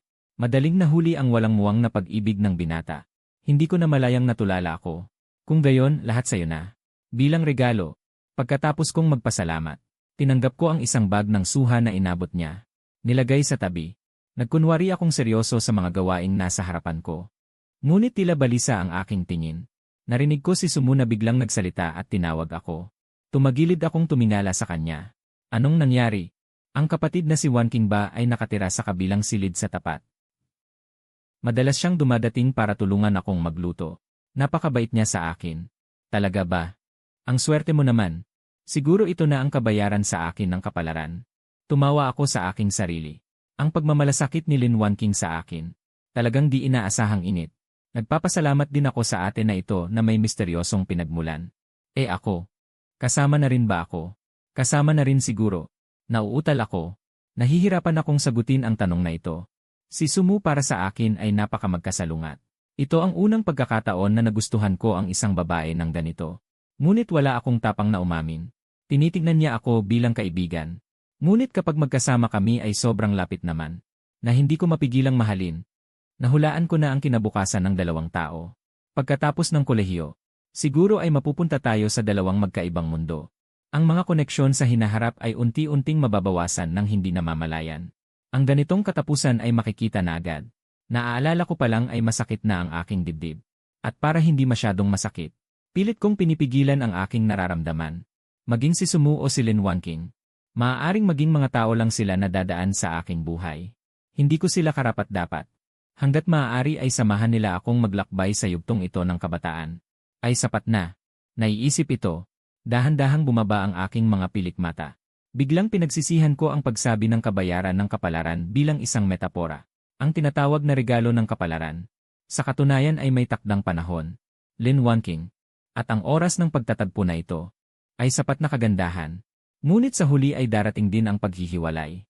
Gusto mo bang manatili akong kasama mo magpakailanman? Diretsahang tanong ni Sumu. Itinigil niya ang pagsulat. Biglang hinawakan ang aking mukha. Marahang hinahaplos ng palad ang aking payat na pisngi. Ang malambot na pakiramdam ay nagpagalaw sa aking puso. Sumu, anong nangyayari sa'yo? Napaka-intimate ng kilos na ito. Natulala ako ng lubusan. Hindi ko alam kung bakit siya biglang nagkaganyan. Ang balat sa kamay niya ay makinis at malambot. Mahinang hinahaplos ang mukha ko. Pinipilit akong tumingin sa mga matang kasing ningning at pino. Tulad ng obsidian. Maaari mo ba akong sabihan? Pagkatapos ng college entrance exam ay maghihiwalay din naman. Naiisip mo rin naman yon. Bakit mo natanong? Ang tinatanong ko ay, ang lalim sa mga mata ay lumalapad na parang tinta. Nakatingin lang siya sa akin ng ganoon. Ngumiti siya na nakahilig ang mga labi. Nagkaroon ng napakaraming kaakit-akit. Gusto mo ba? Hindi alintana kung matutupad o hindi. Siyempre, gusto ko talagang makasama kayo. Hindi kami. Gusto ko pa rin naman. Isa ka sa pinakamatalik kong kaibigan. Narinig ni Sumu ang hindi ko masyadong malinaw na sagot. Ang pagnanasa sa kanyang puso ay mabangis na kumalat. Isang bigla ang pagtulak ang nagtulak sa kanya. Upang abutin ang aking leg. Tumayo na lang siya. Lumapit sa akin. Ang mga dulo ng daliri ay mahinang humahaplos sa aking mga mata. Sumu, anong nangyayari sa'yo? Tumingala ako sa kanya. Ang kanyang magandang mukha ay puno ng kabaliwan.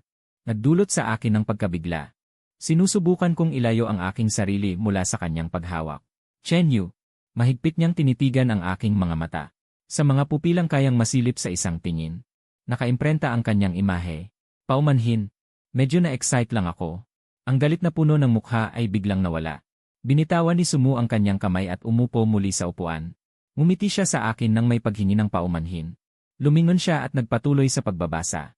Parang ang lahat ng nangyari ay isang ilusyon lamang. Naging malabo ako. Hindi ko talaga maintindihan ang pagbabago ni Sumu kanina. Tila may gusto siyang gawin. Ngunit ang mabaliw na kilos ay pinigilan sa huling sandali. Talaga namang hindi ko maintindihan. Wala akong nagawa kundi magkunwaring walang nangyari. Hampas ng malamig na hangin sa bintana. Tapos na ang pagkalaglag ng mga dahon ng platanong nasa labas. Malamig na liwanag ang pumasok sa naninipis na sanga. Unti-unting tumahimik ang kapaligiran sa loob ng bahay. Dahan-dahang binitawan ni Sumu ang nakakuyom niyang palad. Ilang malalaking marka ng pula niyang kuko ang nakaindip sa kanyang maputing palad. Talagang nakakasilaw. Ganito ang pagtakbo ng oras hanggang tanghali. Iniligpit ko ang mga aklat. Tumayo ako at nagsabi, oras na para sa tanghalian. Ako na ang magluluto. Hindi ako naghanda ng anumang ulam. Pakiusap ay pagpasensyahan na ako. O hayaan mo na ako na lang ang magluto. Tumindala si Sumu. Kumindat siya. Hindi yata maganda. Bisita ka. Paano ka naman paglulutuin? Anong formalidad pa yan? Chenyu, bakit mo iniisip yan? Tumingin sa akin si Sumu habang nakahilig ang ulo. Natahimik ako ng 2 segundo. Sige na nga. Pasensya na sa abala. Okay lang. Gusto mo bang sabay na kitang turuan magluto? Kumpiyansa naman ako sa kakayahan kong magluto. Tumayo si Sumu at pumasok sa kusina. Tumingin sa mga nagkalat na sangkap sa chopping board. May naisip na siya. Lumingon siya sa akin na sumusunod sa kanya. Chenyu, pakihiwa ng mga sili. Ako na ang maglalagay ng mantika. Kinuha ko ang mga sili at nilagay sa chopping board para hiwain. Ang kilos ng paggamit ko ng kutsilyo ay hindi pamilyar at mabagal. Halata agad na baguhan ang itsura. Ibinaba ni Sumu ang lalagyan ng kulay itim pulang sarsa. Tiningnan ang mga manipis at makapal na bilog na sili. Ngumiti siya at lumapit. Bigla niyang hinawakan ang aking kamay. Mali ang hawak mo sa kutsilyo. Masyadong makapal ang pagkakahiwa ng sili. Ganito. Kung hindi sanay, pwede kang bumagal. Huwag mong masugatan ang iyong mga daliri. Mas maliit ang kamay ni Sumu kaysa sa akin. Malambot at pinungbalat. Dahan-dahang ipinatong sa likod ng aking kamay. Hindi kayang hawakan ng kanyang kamay ang akin. Ngunit matigas pa rin niyang pinatong ang kanyang kamay. Tinuruan niya akong maghiwa ng gulay habang ginagabayan ang aking kamay. Ang pakiramdam na ito ay mahirap ilarawan. Sinabi ko sa aking sarili. Si Sumu lang ay hindi sinasadyang hindi napansin ang distansya. Kaya malapit. Ganito walang pagtatanggol na nakadikit sa akin. Hawak ang aking kamay. Pag yumuko ako, naamoy ko ang mabango niyang, mahabang maitim na buhok. Pag iniangat ko ang kamay ko, parang yayakapin ko na siya habang seryoso siyang tinuturuan akong maghiwa ng gulay. Napansin ni Sumu na naglalakbay ang isip ko. Napakadahan niyang tinawag ako na may bahid ng pagtatampo. Tignan mong mabuti ha. Talaga naman. Pasensya na. Pagkalipas ng kalahating oras, ilang putahe ang inihain sa mesa. Nagsandok ng kanin si Sumu pero hindi pa siya kumakain. Pinanood niya lang akong kumuha ng ulam at sumubo. May bahid ng kaba sa kanyang mga mata. Naghihintay sa aking reaksyon. Masarap. Mas masarap talaga kaysa sa ginawa ko. Kung gusto mo, okay na. Ngumiti ng matamis si Sumu. Kahit alam na niyang ito ang sasabihin ko. Masaya pa rin siya. Gusto niyang marinig akong pinupuri siya. Kahit ano pa yon. Tulad ng palagi niyang ginagawa kapag nasa klase. Natuwa ako sa sarili ko nang palihim akong tumingin sa kanya. Gusto mo bang manood ng saglit? Nang matapos akong kumain, nahugasan ko na ang mga pinggan. Hinawakan ang tissue habang pinupunasan ang mga kamay. Tinitingnan siya habang nagtatanong. Umupo si Sumu sa sofa na nakaharap mismo sa lumang telebisyon. Umupo ako sa tabi niya. Kinuha ang remote at binuksan ang AC. Nagpalit ng ilang channel. Sa wakas ay tumigil sa isang romantic drama.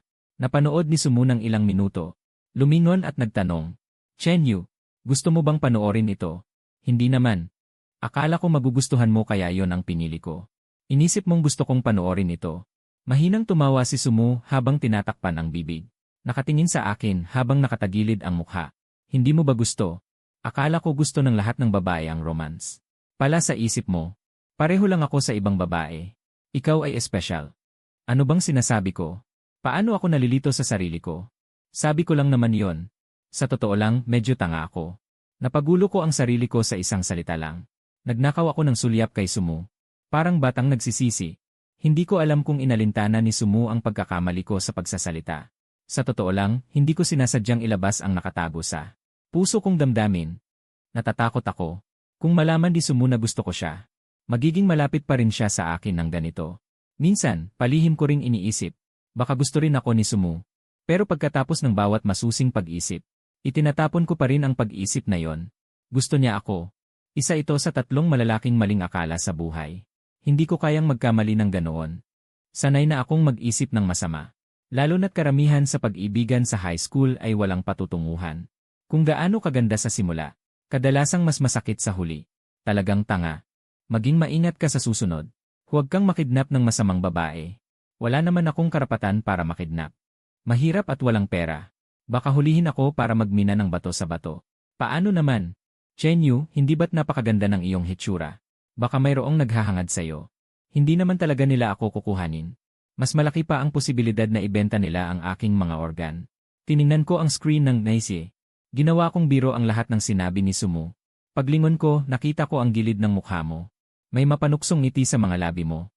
Alam mong hindi ko napansin ang tingin mo. Nanunood ako ng ngeye. Nagkukunwaring walang nangyayari. Biglang naguluhan ang isang ideya sa isip mo. Paano kung bigla mo na lang akong halikan? Siguro hindi mo kayang kontrolin ang lakas ko. Susubukan ko bang lumaban? Magagalit ba ako? Habang naiisip mo, lalo kang nagugustuhan ni Sumu ang ganoong eksena. Inisip mo ang mukha mong naguguluhan. Ang batang lalaking masunurin. Siguro hindi mo alam ang gagawin at magtatanong ka sa kanya. Kung ginawa mo ang gusto mo, patuloy na tikman ang masarap na ito. Itutulak mo ba ako?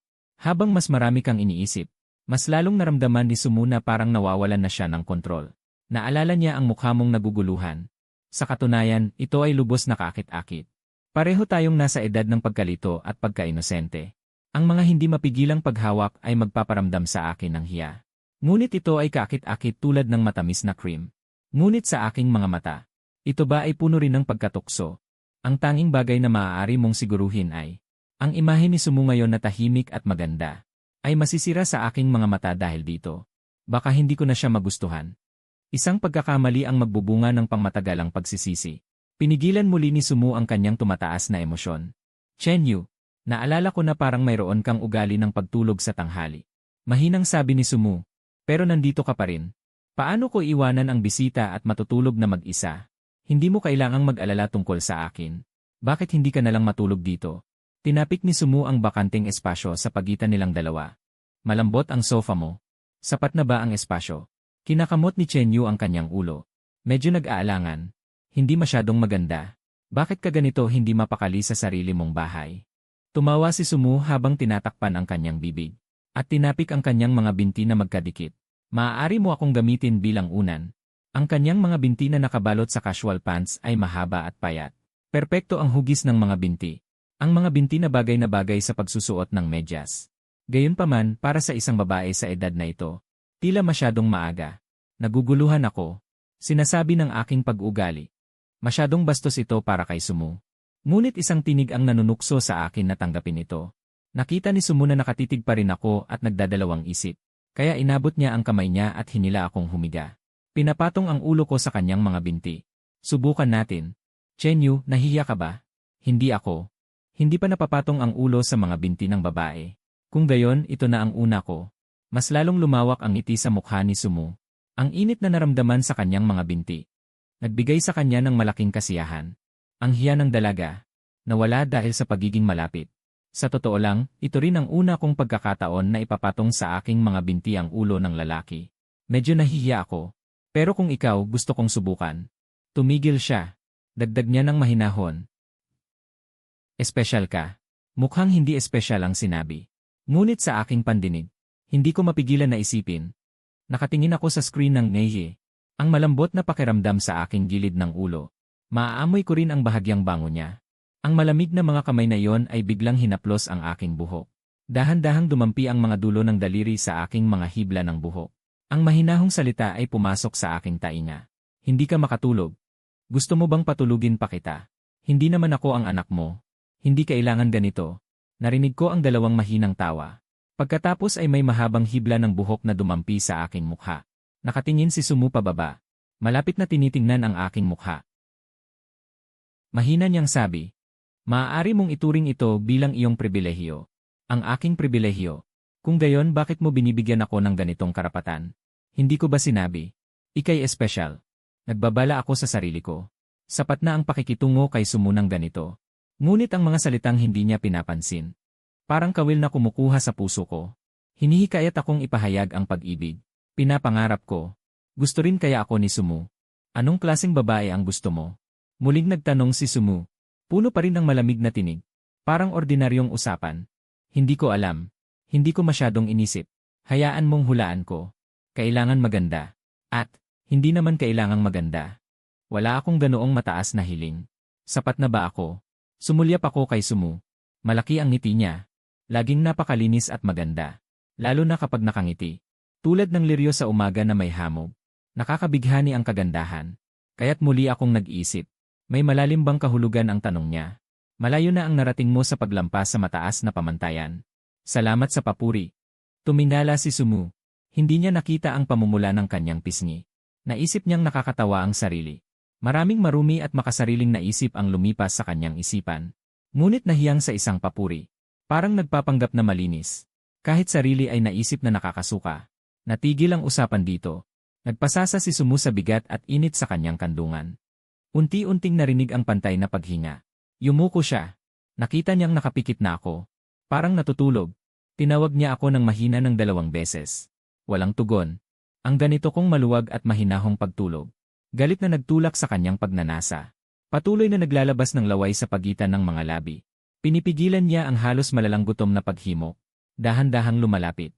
Naistikman ang napakalapit na sarap na ito. Ang mainit at payat na pisngi ay dumampi sa kanyang mga labi. Ang napakalaking damdamin ay bumuhos na parang baha mula sa itaas. Inapoy siya ng lubusan. Pinaigting din nito ang maasim ngunit malambot na pagnanasa sa puso. Kung gusto mo ako, sabihin mo lang ng maayos. Sumigaw siya sa kanyang isipan ng walang tunog. Gusto rin kita. Mahal kita. Bakit hindi mo masabi sa akin? Alam mo ba kung gaano ako nahihirapan na hindi kakainin? Iniin niya ang kanyang palad sa aking collarbone. Umangat ito pataas sa makitid na leg. Sa huli ay hinawakan ang aking mukha. Damhin ang aking presensya hanggat maaari. Nais na magkaroon ng mas maraming pisikal na kontak sa akin. Akin ka. Chen Yu. Matatag na iniisip niya sa kanyang isipan. Kaya kong pigilin. Hintayin ang araw na legal na mapasa akin ka.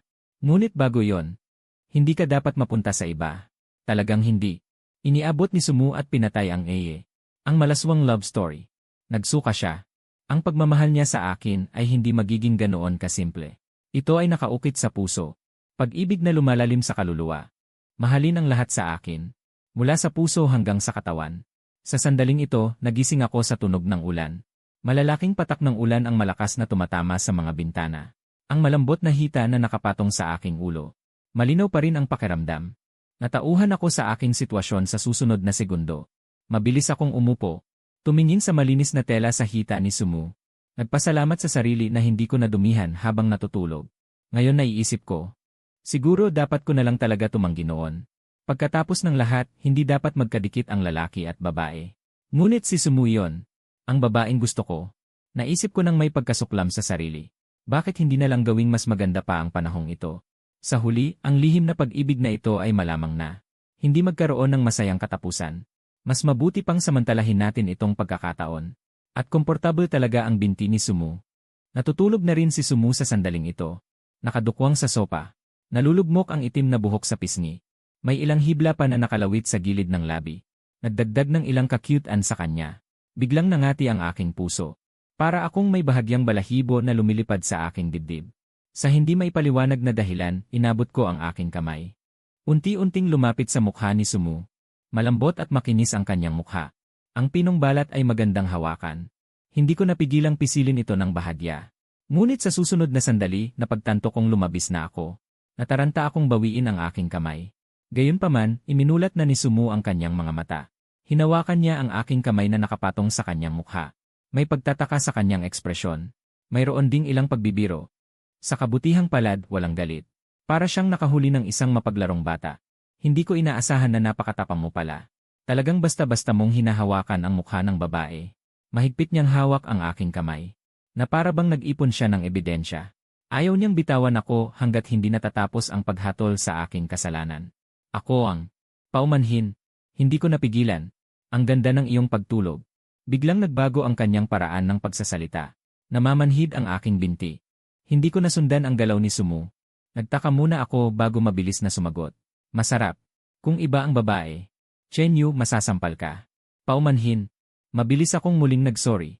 Pero mabuti na lang at hindi ibang babae. Biglang umiti ng malumanay si Sumu. Binitawan niya ang aking kamay. Lumingon siya at tumingin sa malakas na ulan sa labas ng bintana.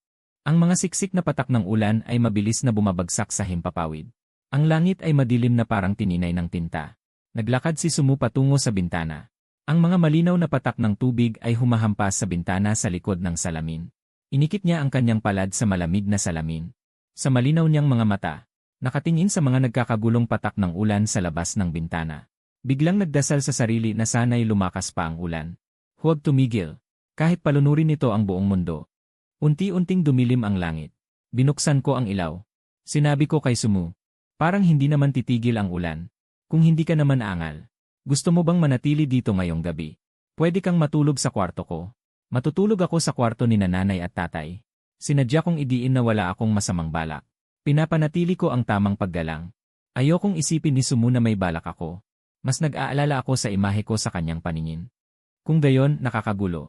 Kung gayon, ihahanda ko ang mga gamit pang hugas mo. Sabi ko habang papasok sa banyo. May 2 tuwalya na nakasabit sa pader na may mga lamat. Ang isa, ang asul. Matapos itong gamitin ni Lin Wanking noong huli. Nakasabit na lamang doon. Malinis pa. Nakahanap ako ng reserbang sipilyo. Inilagay ko sa tabi ng bintana. Pagkatapos ay bumalik ako sa sala. Gamitin mo na lang ang asul na tuwalya. May bago akong kinuha na sipilyo. Pwede mong gamitin ang tasa at toothpaste ko. Gusto mo bang maligo? Pwede ba? Kung gayon, salamat. Ang sabong panligo at shampoo ay nasa tabi ng bintana. Tila sira ang switch ng shower.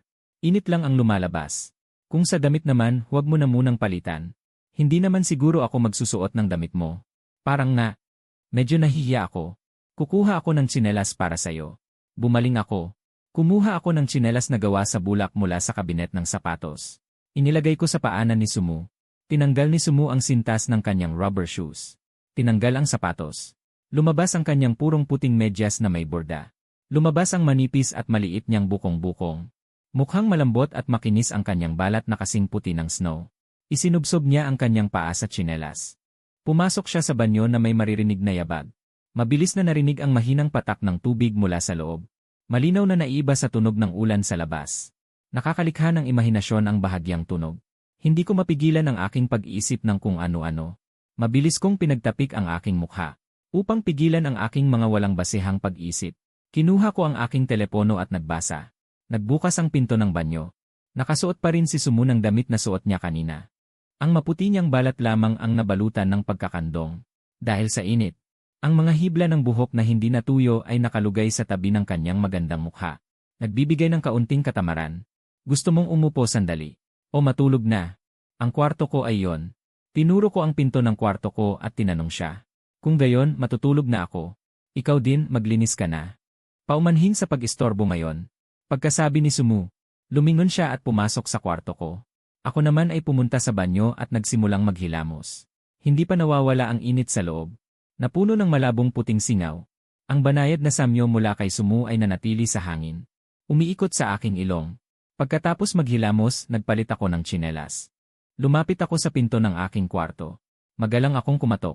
Pagkarinig ng sagot, saka ko pinaikot ang doorknob at binuksan ang pinto. Hindi pa natutulog si Sumu. Nakaupo siya sa gilid ng kama. Ang mga binti niya ay nakatago sa kumot. Hawak niya ang kanyang telepono at nakatingin sa screen. Nang marinig niya ang pagbukas ng pinto, tumingala siya sa akin sa pintuan. Malamig ba ang kumot? Gusto mo bang dagdagan ng kumot? Nakadapo ako sa poste ng pintuan. Nagtatanong na may pag-aalala. Hindi na. Mainit na ganito. Umiling si Sumu. Inilapag niya ang telepono sa tabi. Mag-usap tayo. Hindi pa ako inaantok ng ganito kaaga. Isinara ko ang pinto. Umupo ako sa gilid ng kama. Sa kabilang dulo ng kama. Sumulyap si Sumu sa aking mga paa. Walang medyas. Kahit nakatsinelas na bulak. Mabilis manginiginig ang mga paa. Upo ka dito. Para mas mainit tayo kapag sabay tayong bumalot sa kumot. Pwede ba?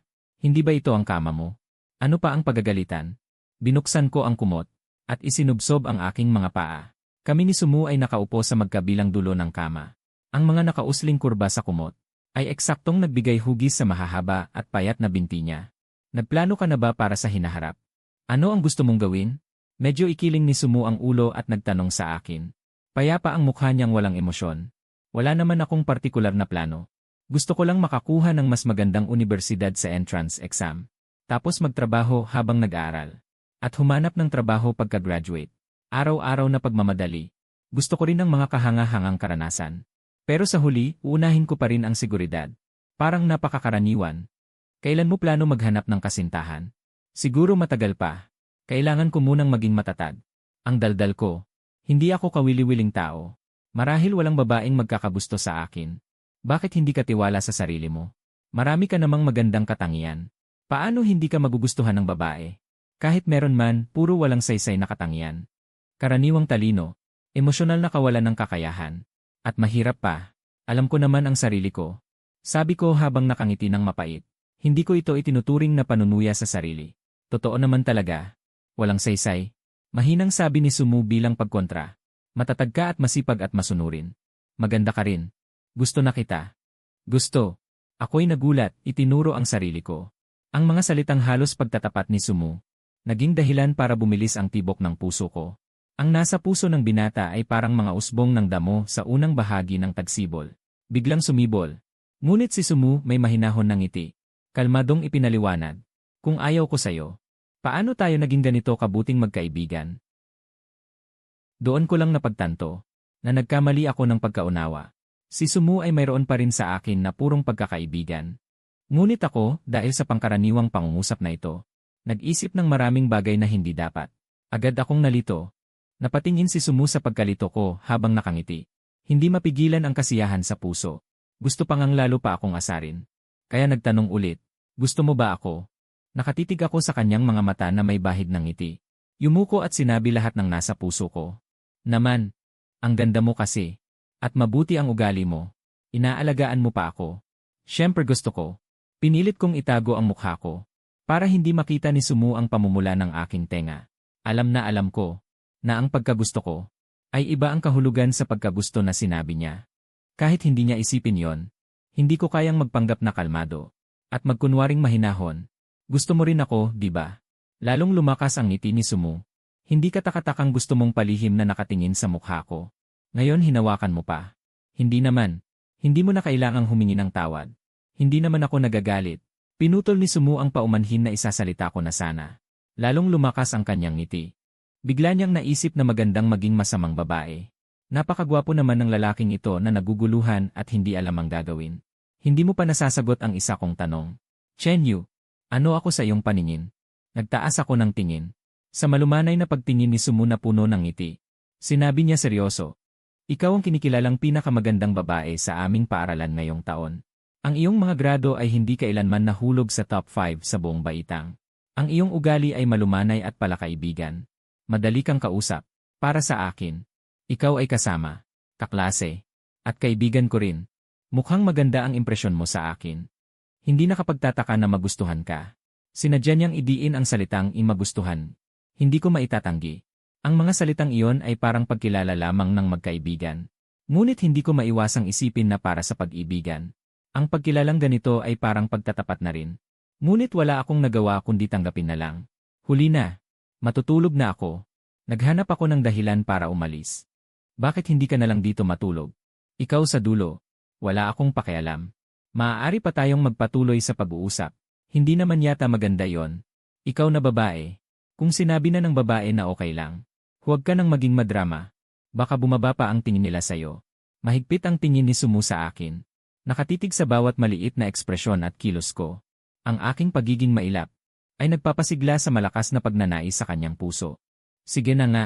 Matutulog ka na ba? Patayin ko na ang ilaw. Mabilis na nilamon ng dilim ang liwanag.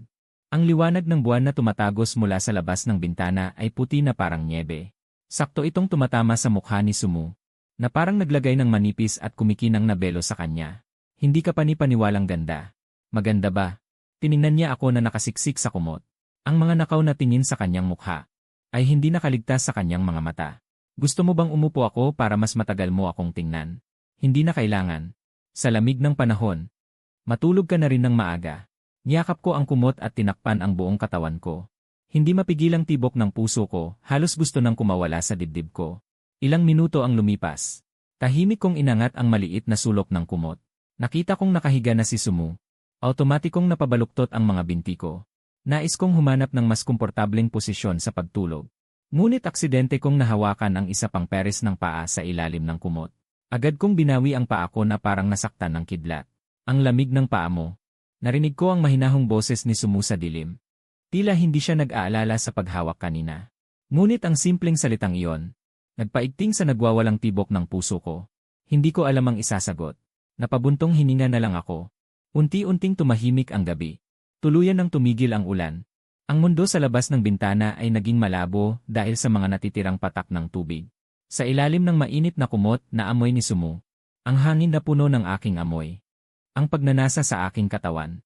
Ang hindi mapigilang pagkauhaw ay nagsimulang bumilis. Hindi niya napigilang hawakan ang sarili niyang katawan. Sa kawalan ng pagpipigil, malumanay na gumagala ang mainit niyang mga paa sa ilalim ng kumot. Sinusubukang mangyari muli ang aksidenteng paghawak kanina.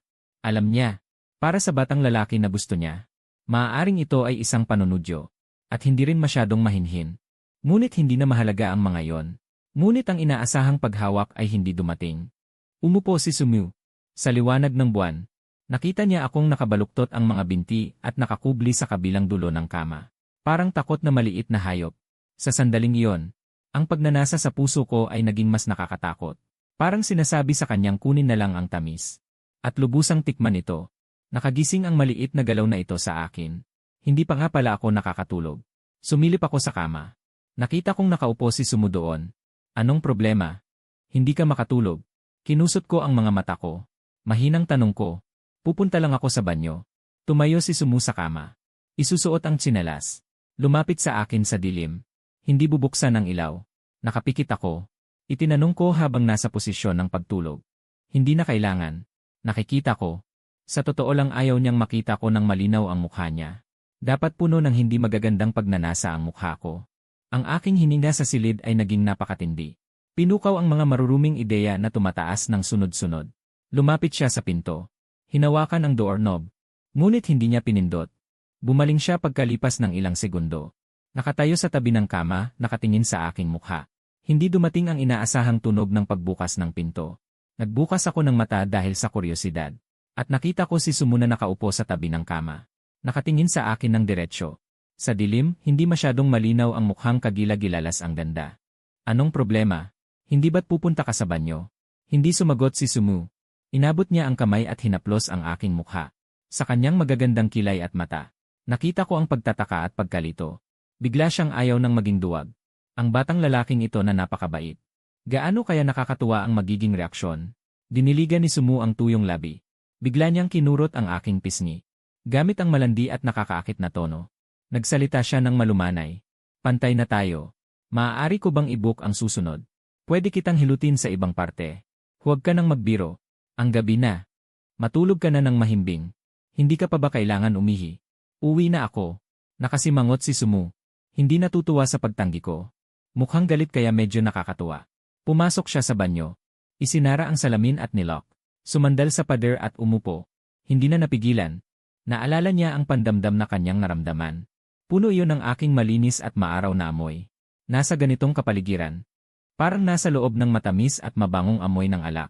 Pumasok ang malamig na liwanag ng buwan. Liwanagin ang kanyang figura. Nagbato ng isang magandang anino sa dingding. Ang mahabang buhok ay nakakalat sa likod ng kanyang ulo. May ilang hibla na dumikit sa kanyang pisngi na basa ng pawis. Ang pamumula ay bumalot sa buong magandang mukha. Ang malapot na dilim ng gabi ay bumalot sa kalahati ng kanyang katawan na parang kumot. Sa tahimik na kadiliman, bawat maliit na ingay ay malinaw na malinaw. Naririnig niya ang sariling paghingal na umaalingaw-ngaw sa kanyang tainga. Magaan at mabilis. Hindi niya alam kung bakit mahina niyang binanggit ang pangalan ko. Ang aking malinis at gwapong imahe ay umaalingaw-ngaw sa kanyang isipan. Napakabait. Ang kanyang hindi sinasadyang paghawak ay maaaring makapagpapakilos sa aking pagkamahiyain. Nagpapaisip sa kanya na gusto niya akong mapasa akin. Tumayo siya. Lumapit sa bintana at binuksan ito. May sariwang amoy sa madilim na gabi pagkatapos ng ulan. Hinintay niyang kumalma ang pagnanasa sa kanyang mga mata. Bago bumalik sa silid. Nagpalit pabalik sa mahinhin at magandang Sumu. Nakakatulog na ako. Naging mas relax ang kanyang nakabaluktot na mga binti. Ang paghingal ay mahinahon at pantay. Biglang nais ni Sumu na sumugal. Sumugal kung sino ang mas maunang magigising bukas. Sumugal kung paniniwalaan ko ang kanyang paliwanag. Habang nag-iisip, nakahiga na siya sa tapat ko. Ang aking mukha na hindi pa nawawala ang pagiging bata ay nasa harapan niya. Mahina niyang tinawag ang aking pangalan. Tinitiyak na mahimbing ang aking tulog. Dahan-dahan niya akong niyakap. Nararamdaman ang aking paghingal na humahampas sa kanyang manipis na collarbone. Si Sumu ay matangkad kumpara sa ibang mga babae.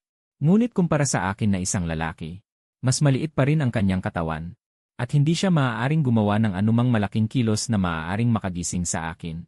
Ang yakap na ito ay naging mahirap. Pinipigilan niya ang magulong tibok ng kanyang puso sa kanyang dibdib. Dahan-dahan niyang hinigpitan ang yakap. Nararamdaman ang pag-iral na labis niyang hinahangaan gamit ang buong katawan. Mabuti na rin na niyakap ako ng ganito hanggang sa mamatay.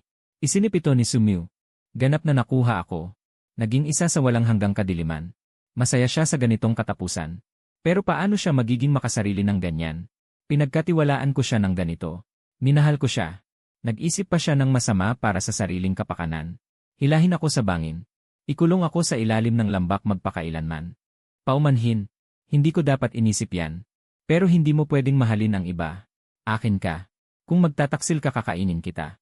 Sa kabutihang palad, si Sumu ay nagising bago ako. Ang pakiramdam na makita ang aking mahimbing na pagtulog sa unang tingin kapag nagigising sa umaga ay komportable. Nais niyang maranasan ang hinaharap kung saan maaari siyang makahiga sa kama kasama ako ng lantaran. Hindi na kailangang maging palihim ng ganito. At ang nakakatawang kaba at pagkataranta kapag hindi niya ako nakitang unang nagising. Nararamdaman ni Sumu na parang nagugustuhan niya. Ang mga palihim na kilos na ito. At ang kilig kapag nahuhuli. Gusto ko naman siya. May tiwala siya sa sarili. Minsan iniisip niya, o baka siya na ang unang magtapat, para makahingi siya sa akin ng tapat. Baka masubukan pa niya ang tamis na nakakabaon sa mga buto. Ngunit ang dahilan ay palaging pumipigil sa kanya sa huling sandali. Ang aking pagmamahal para sa kanya. Dapat ay napakatindi na hindi na niya iniisip ang iba. Madaig ang mga kadenang humahawak sa akin. Aktibong ipahayag ang aking pagmamahal sa kanya. Kung hindi siya makontento. Hindi siya mapalagay. Ang liwanag ng umaga ay dumampi sa aking mukha. Ang ideya na maging matapang sa huling pagkakataon ay pumasok sa aking isipan. Sumubsob si Sumyu. Ang mapusyaw na pink na labi ay humalik sa aking mga labi. Nang magising ako lang ang nasa silid. Nakakaantok na linggo ang nagpapabigat sa akin na matulog pa. Ngunit hindi ko pwedeng ipakita ang aking kapangitan sa mga bisita. Lalo na't ito ang babaeng gusto ko. Bumangon ako sa kama. Lumabas ng silid. May mainit na lugaw at ilang bauzi sa lamesa. Nakaupo si Sumu sa maliit na lamesa sa tabi ng bintana. Nakatitig sa nalalaglag na dahon na lumilipad sa labas ng bintana. Nagising ka na. Gising ka na pala. Lumingon siya. Ang ngiti sa kanyang mukha ay natural at dalisay. Nais ko sanang tawagin ka. Kumain ka na. Hindi na masarap ang almusal kapag lumamig. Salamat. Bilang host, pinagsilbihan pa ng bisita. Napakalala ko naman. Huwag mo nang isipin yan. Hindi naman ako nagrereklamo. Engan, umupo ako at kumain ng almusal. Lumingon muli si Sumu. Nagpatuloy sa pagmasid sa malamig at tuyong tanawin ng taglamig sa labas. Ang malakas na ulan kagabi ay nag-iwan ng mga malalaking pudlas sa lupa. Ang langit ay nahugasan at naging asul at malinaw. Kinuha niya ang kanyang telepono at nag-browse. Tinitingnan ang larawan ng aking mukha habang natutulog sa nakatagong album.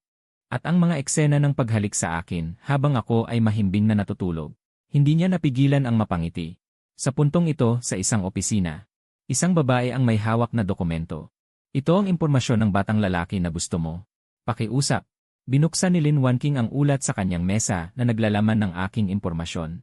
Hindi niya mapigilan ang paggunita sa malamig na taglamig noong siya ay nakalabas sa kulungan. Ang batang inosente at kaibig-ibig.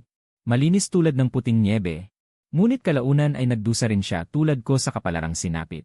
Mga sugat na hindi magagaling sa puso. Ang pagkakaiba ay, ang paghihirap ay nagbunsod sa kanya ng puot at kasamaan. Ang binhi ng pagiging makasarili ay naitanim sa puso. Naging marahas at malamig siya. Papapatay sa mga kaaway. Magnanakaw ng mga minamahal. Nagpatuloy sa paglipat ng mga pahina. Ang pangalan ni Sumu ay lumitaw sa mga mata ni Lin Wanking. Ang huling pahina ng file ay naglalaman ng impormasyon ni Sumu. May kasamang litrato. Ang mukha niya ay hindi rin matatalo sa aking mukha. Malamig at tahimik. Parang may mga ahas sa kanyang mga mata. Kung hindi ko na mababawi ang ilan pa, baka maagaw na ako. Kung gayon, magpahinga ka ng maaga. Kung aantukin ka bukas sa pagbabasa ng maaga, hindi kita tutulungang tingnan ang guro. Sige na. Umalis na ako. Walang bagong mensaheng dumating sa chatbox. Binuklat ko ang mga usapan. Dose-dosenang walang kwentang usapan. Nagtatago ng damdamin ng kabataan. Masaya ako noong kausap ko si Sumu bago matulog. Nag-makeup siya. Lalong naging maganda. Tulad ng mabangong rosas. Magandang gabi. Nakauwi na si ate. Gising ka pa pala. Ngumiti sa akin ng malumanay si Lin Wanking. Katulad pa rin ng dati, ang mukha niyang mabait at mahinahon na parang ate. Malapit na akong matulog. At King, bakit ka naman ang huling umuwi? Katatapos lang sa trabaho. Pagkatapos, nagmadali akong umuwi agad-agad. Hayaan mong halikan kita, ate. Ilang araw na tayong hindi nagkita. Miss mo na ba si ate? Yakapin mo ako, sabi ni King na parang bata. Nakapatong ang baba niya sa balikat ko. Inamoy ang malinis at parang araw na amoy ko.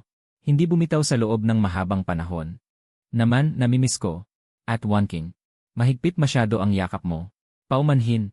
Medyo na-excite si At. Binitawan ako ni King. Hinaplos ang ulo ko. Naayos na ba ang aircon sa kwarto? Gusto mo bang matulog sa bahay ni ate? Bago ko pa matapos sabihin ang pagtanggi. Hinila na ako ni King. Hinihila niya ako papasok sa kwarto sa tapat. Sinara niya ang pinto pagkasara. Hindi niya ako binigyan ng daan para umalis. Hindi ka pwedeng tumanggi kay ate, Chenyo. Malulungkot si ate. Tinapik niya ang aking makinis na noo. May bahid ng pagtatampo ang kanyang tinig. Sige na nga. Pero nakabukas pa ang ilaw sa bahay ko. Pwede mo nang patayin yon, ate. Matulog ka na, Chenyo. Tila walang saysay ang pagpupumiglas. Walang magawa akong pumasok sa kwarto ni King. Malinis at maayos ang pagkakagawa sa loob. Armaryo, mesa at upuan. Doble na kama. Walang dagdag na palamuti. Hindi mo makikita ang bahid ng kwarto ng isang dalaga. Simple at matanda na tingnan. Naupo ako sa tabi ng kama ng ilang sandali. Mabilis na bumukas ang pinto ng kwarto. Isinuwalto ni King ang kanyang jacket. Binuksan ang pampainit. Tiningnan ako at mahinang nagtanong. Hindi ka na matutulog? Hindi ka ba inaantok? Mag-ingat ka baka hindi ka makabangon bukas. At King, dito ka rin ba matutulog? Nagtataka kong naitanong ang nasa isip ko. Ang natural na kilos ni King. Hindi mukhang naghihiwalay ng kwarto. Siyempre naman. Walang nakahandang kama sa kabilang kwarto. Paano magagawa iyon? Hindi maganda yon para sayo, ate King. Mas mabuti pang umuwi na ako at matulog. Tumayo ako. Nang akmang lalabas na ako para umalis. Bigla akong itinulak ni King sa kama. Pinigilan ang aking katawan. Malakas ang kilos at hindi maaaring labanan. Ngunit ang mukha ay nagpakita ng kabaitan at pagiging maamo. Sinabi ko na hindi mo maaaring tanggihan ang ate mo. Chenyo, gusto mo bang makita na malungkot ang ate mo? Hindi ito angkop. At King. Malapit na akong magdalaga. Hindi na ako bata. At ano naman kung gayon? Sama-sama lang tayong matutulog. Hindi tayo gagawa ng anuman. Malamig ang kwarto ni Chenyo. Ayaw ng ate na giniginaw ka. Ang kumot ko ay makapal naman. Hindi masyadong malamig. Kung tatanggi ka pa, iiyak ang ate mo. May bahid ng iyak ang boses ni King. Malambot at kaawa-awa pakinggan. Ngunit ang kilos ng paghaplos sa mukha ko ay may hindi mapagkakailang kahulugan. Kung gayon, matulog tayong magkasama. Nagdalawang isip ako ng ilang segundo. Sumang-ayon pa rin ako. Sa mga mata ni King, ako pa rin. Ang batang lalaki pa rin na walang malay at walang alam. Nagsasalita siya sa akin na parang inaalagaan ang isang batang walang alam. Medyo walang direksyon at walang depensa. Humiga ako sa kama. Tinabunan ko ang sarili ko ng kumot. Nagbigay ako ng malaking bahagi ng espasyo. Ang pagiging mahiyain sa kabilang kasarian. Naiwasan ko na kontrolin ang pinakamalayo na distansya. Kahit na magkasama na kami sa isang higaan. Palihim kong tiningnan ang gilid ng kama. Ang babaeng nakatalikod sa akin. Nakita ko si King na biglang binuksan ang buttons ng kanyang damit. At King, nandito pa ako. Ano ang ginagawa mo? Magpapalit ng pambahay. Walang problema kung makita. Hindi magrereklamo si ate. Sabi ni King na parang walang pakialam. Mabilis akong pumikit. Itinago ko ang ulo ko sa kumot. May inay na nanggagaling sa kumot. Naramdaman ko ang paglapit ng isa pang tao. Dahan-dahan kong iminulat ang mga mata ko. Si King, nakasuot ng pambahay, ay napakalapit. Nakahiga siya sa harap ko. Nakatingin sa akin. Nakita mo ba kanina? Umiti siya ng banayad at maliwanag. Naglalaro ang tono ng kanyang boses. Nakita ko ng kaunti. Masyadong malapit. Nagbigay na ako ng malaking bahagi ng buong kama. Pero napakalapit pa rin ni King. Parang sinasadya niyang lumapit sa akin. Upang ipakita ako sa kanyang mga mata. Ang kanyang mga mata na hugis willow ay itim at malinaw. Malinaw at maliwanag. Nakadagdag sa kaakit-akit na kagandahan. Ang kanyang tingin sa akin ay puno ng pang-akit. Parang isang magandang sorang mangkukulam sa alamat na nakakakidnap ng kaluluwa. Talaga bang kusa si Chenyo? O kulang pa ang aking pang-akit? Pinaglalaruan niya ang kapatid niyang 5 taon na mas bata sa kanya gamit ang kanyang malambot na tinig. Napakaganda ni ate King. Napakakakit-akit. Mahihiyang lang ako tumingin ng palihim. Alam na ni ate na ayos lang naman. Kung gusto mong tingnan, sige na, Chenyo. O kaya naman, Chenyo, ayaw mo akong tingnan dahil may gusto ka ng babae. Tumigil ang tibok ng puso ko ng isang segundo. Nag-iwas ako ng tingin kay Lin Wanking nang nahihiya. Sobra-sobra ang pagmamalasakit niya sa akin. Tila naiintindihan at inaasugunuan niya ang lahat ng aking pangangailangan. Yung mga salitang hindi ko masabi ng malinaw sa puso ko ay nagiging dahilan para mag-alinlangan akong sabihin sa kanya. Tumango akong nakatitig. Nawala ang malumanay na ngiti sa mukha ni Lin Wanking sa sandaling iyon. Halos hindi ko mapigilan ang pagiging mabagsik sa sulok ng aking mga mata. Mabilis kong ibinalik ang aking pagpapanggap. Sinubukan kong magtanong. Ang babaeng nakita ko noong huli. Hindi ko napansin ang mabilis na kakaiba sa kanya. Umusad na rin. Noong tinanong ka ni ate dati, sabi mo wala, di ba? Nagsinungaling si Chenyo. Maliit na bata. Hindi ko naisip na gusto ko siya ng ganoon noon. Gusto ka ba niya? Hindi ko alam. Sumagot ako. Maraming kilos ni Sumu ang nagpapakita ng espesyal niya para sa akin. Pero hindi ko lang talaga matapang na isipin na gusto niya ako. Noong bata pa ako. Sinabi rin ni Chenyo na gusto niya si ate. Na gusto niyang makasama si ate magpakailanman. Si Chenyo ay malandi. Ang biro na ito sa halip ay nagpatahimik sa akin. Alam nating lahat ang kawalang muwang ng pagkabata. Ngunit naiintindihan ko rin ang kahulugan ng pagiging tapat. Ayokong itanggi ang aking mga walang ingat na salita noong bata pa ako. Ngunit hindi ko alam kung paano sasagot. Sige na, sige na. Nagsiselos lang si ate. Matanda na si ate. Normal lang na gusto ni Chenyo ang mga bata at magagandang babae. Hindi ah. Si ate Wanking ay nasa pinakamagandang edad. Mas maganda pa siya kaysa dati. Ang tamis ng iyong mga salita. Hinaplos ni Lin Wanking ang ulo ko. Sinusuri ang aking nagkalat na mga mata. Nakita niya ang aking pagkapahiya at pagiging hindi komportable. Patuloy kong kinokontrol ang distansya. Nakakatawa. Ginagamit ang mga ganitong maliliit na paraan para lokohin ang bata. Gamit ang responsibilidad na hindi ko maiiwasan. Lin Wanking, kailan ka napunta sa puntong gumagawa ka ng ganitong mga kahibangan? Talagang lumaki na si Chenyo. Dati gustong-gusto niyang yumakap sa akin. Para yakapin siya habang natutulog. Lahat ba ng tao ay lumalaki at nagiging masunurin?